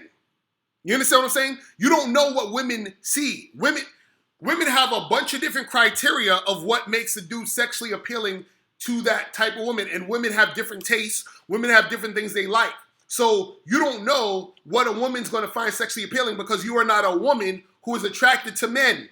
You understand what I'm saying? Just like... Let's say this. Go ahead. I don't have experience. I'm sorry to cut you off, but I don't have experience like you with coaching people. Mm-hmm. If Jonah Hill took all your programs and trained with you for a year, and Shamar Moore trained with me, do you think you can get Jonah Hill more pussy than Shamar Moore? It depends. Of course I get more. Of course I get more because you don't know what you're doing. You probably have a Shamar Moore dude tricking out here. You feel what I'm saying? Hell, I'm gonna just say, bro. I'll just be honest with him. I'll be like, bro, Shamar, let me tell you, I have 20 to 30 women in my family who all verbalize they fuck you. Mm-hmm. So, right? And how many women have said they're gonna fuck a nigga and never fuck them? I don't know how many women said they're gonna fuck a Shamar Moore and not fuck him, but there's a lot of women who say they're gonna fuck a guy and don't fuck him. That happens you never been with a chick who at first was gonna fuck you and then you take her to the house and she don't want to do it? That never happened to you? I ain't Shamar Moore though. No. Did that ever happen to you? It did. Okay, and that happens to every other guy. This is what I'm saying. Okay, but it's gonna happen to Shamar Moore a lot less. That's what you think. A lot. Okay. Again, see, y'all gotta understand women. Man. Do you understand that? Also, remember, there's levels to it too. So he may have a lot of like 8s, 9s, and 10s who change their mind, but he may have some 5s and 6s. Like, ain't no way I'm changing my mind. This dude got to be so creepy. For me to change my mind, this dude got to be so damn creepy. Bruh. He gotta like stink. You don't understand, like bruh. Do you know that women reject good-looking guys all the time because they're intimidated by the good-looking guy? Do you understand that? I understand that. Unfortunately, it's never happened to me, but I understand that. That's what I'm saying. So do you know that sometimes a woman won't fuck a guy because she's not feeling sexy? Yeah, but that's so rare. No, it's not. This is, oh my Jesus. See, you keep thinking women think exactly like you. That's why you're confused. Well, that's rare for me. And, bro, I look like a 20-year-old rosebud. Like, imagine wait, you said what? I said that happens to me rarely, and I look like a 20-year-old rosebud. I'm not even that attractive. Nigga, if Rosebud ever heard you... Nah. I look like a 20-year-old rosebud. He'd probably laughing. If he listened to this, he'd be laughing. If Rosebud listened to this, he'd say, bruh, don't ever compare myself to you. That nigga, I had to get vetted by Rosebud. You feel what I'm saying? Rosebud was like, nigga, okay, you ain't got no game, nigga. Let's go to Rosebud. I think somebody like Denzel, even if Denzel was shy, could get more pussy than Rosebud. Nigga, you out your goddamn mind. You got to get the Game Kings, brother. You got to get that Game Kings documentary when you come out. That's crazy. That's crazy. And this is exactly what I'm talking about. You keep thinking that you keep looking at the situation in terms of looks. You understand? You keep thinking, well, because you're thinking, well, I think this guy looks better than this guy. So that means that this guy would probably have more chicks. No. You don't understand how women work, bro. Women are... Why you think women fucking read bullshit like 50 Shades of Grey? You understand what I'm saying? Why you think... About a billionaire? Why couldn't 50 Shades of Grey? Why couldn't he be a dude from the hood? Because, again, let me explain to you. Because for a woman, the best type of guy is a guy who is sexually attractive and also has resources. That's the perfect guy for a woman. Usually a woman gets one or the other. So they're going to have a guy who's sexually attractive and also has resources to make the ultimate guy to turn on the women. But notice I said they're reading 50 Shades of Grey. You understand what I'm saying? They're reading the shit. Recently came a fucking movie and everybody thought the movie was garbage. They're reading the fucking novel because they're in their own minds coming up with the shit that makes them feel good. Like, for example, shout out to Alan Roger Curry. Alan Roger Curry said he had phone sex with a woman and had her fucking playing with her pussy and coming, and she never knew how this nigga looked. So how the fuck he do that? She don't even know how this motherfucker I look. don't have no benefit in that though. No. My point is, the chick was playing with her pussy, orgasming, and she didn't know how the nigga looked. So if she's able to do that, huh?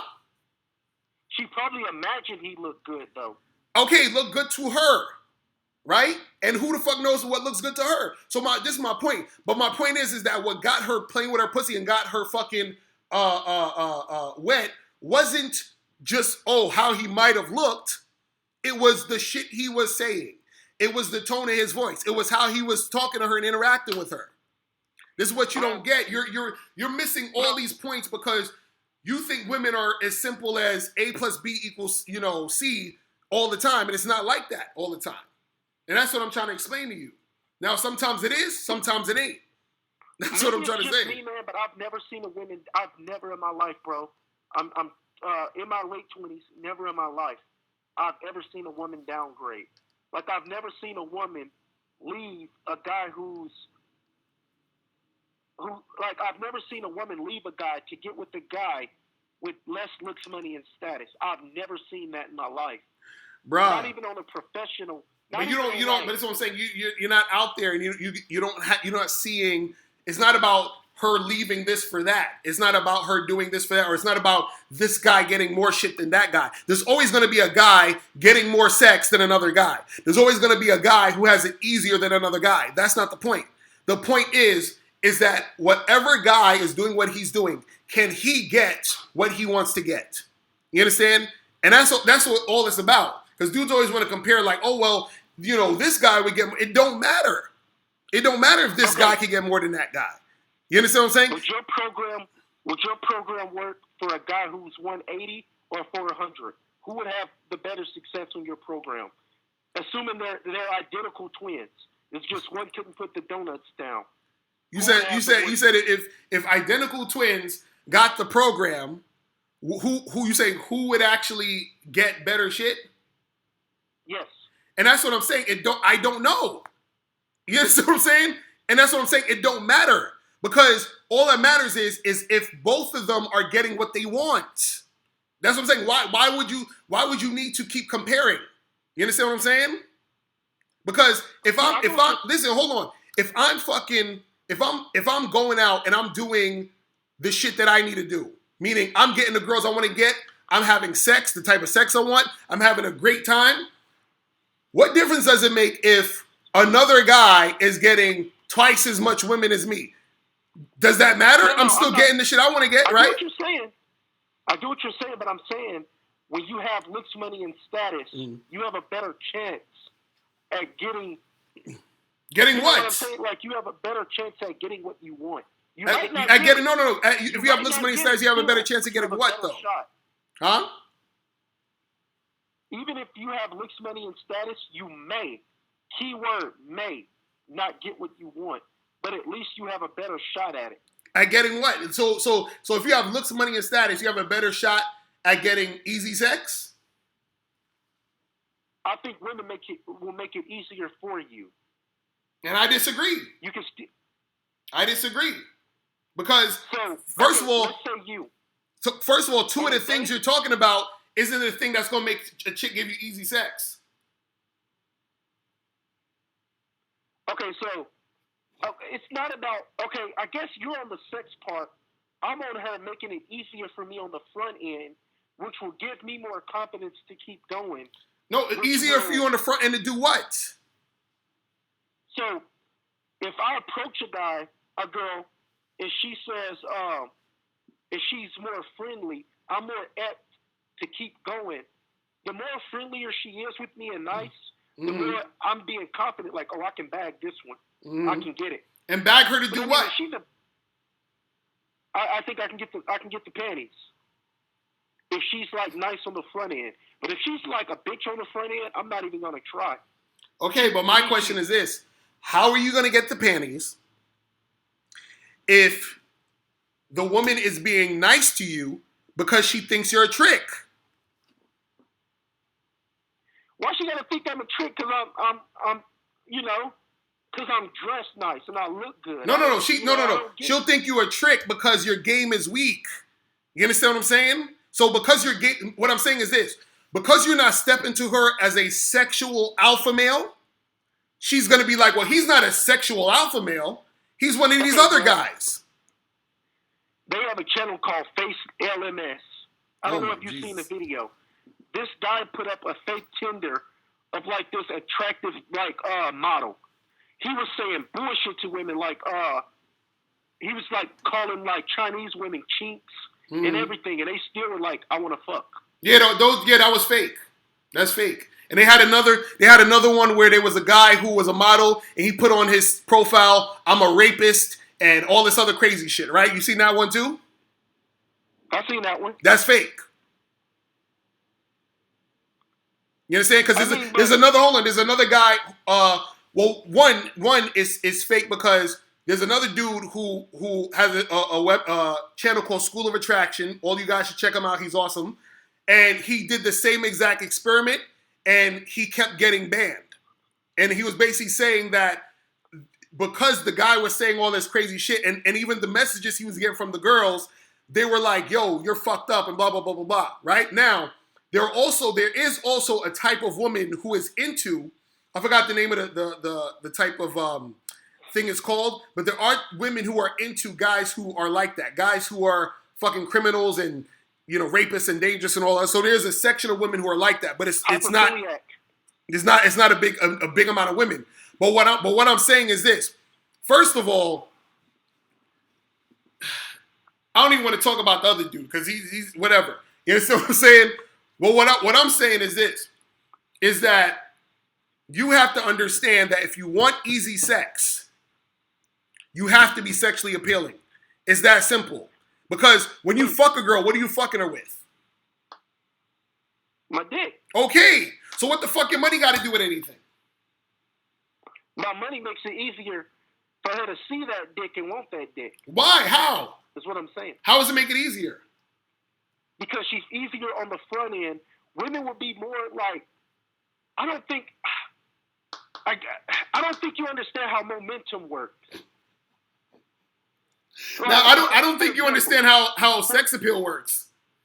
For example, you said School of Attraction, right? Mm-hmm.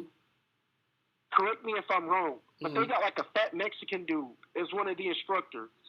No, that's not what I'm talking about. Okay. It's a white dude. Okay, okay. Let me say something that everybody know. Everybody know RSD Luke. Right. I've never practiced game, but he can't outdo me. There's no way. There is no way.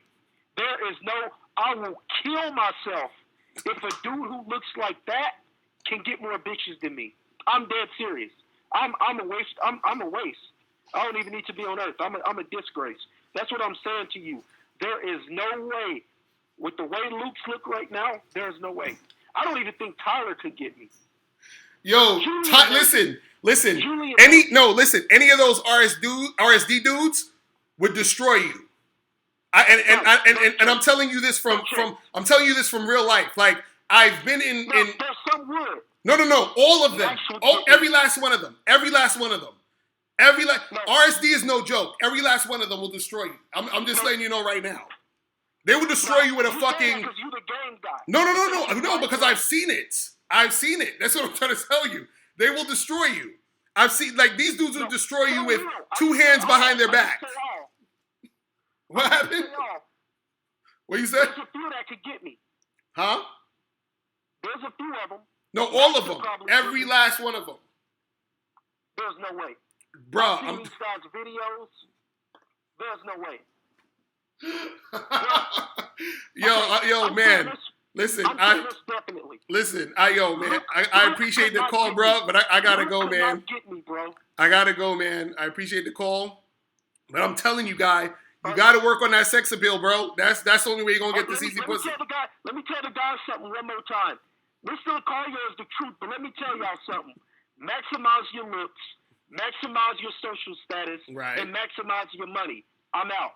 That's what's up, man. Appreciate the call, brother. Appreciate the call.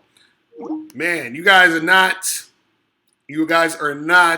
going to fucking he said he'll destroy Luke.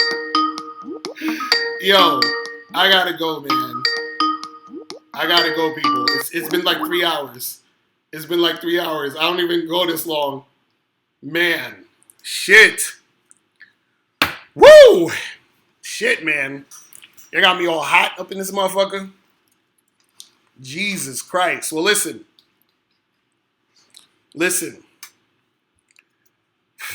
Dudes want to learn the hard way. That's all I'm saying. Cats want to learn the hard way. You know what I'm saying? I don't know why dudes want to learn the hard way. You know what I'm saying? This shit is hilarious to me. Oh, we got 3.5 hours. Jesus Christ. Man. These shits, I be seeing why dudes be having 6-hour live streams. These shits be going by so quick. I'm like, God damn. You know what I'm saying? But listen, remember, get this book, How to Have Sex with 2 Women a Day, ebook, hard copy, or audiobook. Make sure you guys get this book. You feel what I'm saying? I always say this hard copy, but it's like a paperback, but I still say it's a fucking hard copy. Fuck that. You feel what I'm saying? Get this book. Go to MrLocario.com or, just go to MrLocario.com because, you'll get the bonuses with the book. You feel what I'm saying? Make sure you guys also go to badboymembership.com to join the Bad Boy membership. Go to badboymembership.com where you get 45 through 90-minute audio and video dating advice tutorials every month. Make sure you guys get that. What else I got to announce to you guys? So we're still working on the Game Kings. Game Kings is still being worked on. We definitely want to get it out by at least August. So hopefully with all this coronavirus shit and all this other craziness, hopefully it doesn't slow things down too much. And I hope everybody is out there safe and cool and all that other shit. You feel what I'm saying? And, we'll get this shit popping. But let me shout out to everybody in the chat. Shout out to True Blad, Sex God, Simple Sean, Anthony Lewis, Matthew Gross, who else? Costas, Big Stain, April MC in the chat, GR8, who else? John Michael, shout out to you, Aaron B, Mike Larry, Young Capone in the building, Chaz Velez, Reggie Adventures, aka Locker Room, Dwayne, what up? Terrell, GR81, Tashawn Brown, Lil Crizzard, Don't Smoke Rocks in the building, was popping, Hitman, Global Voice of the Manosphere. Man, shout out to everybody in the chat, man. Had a good time today.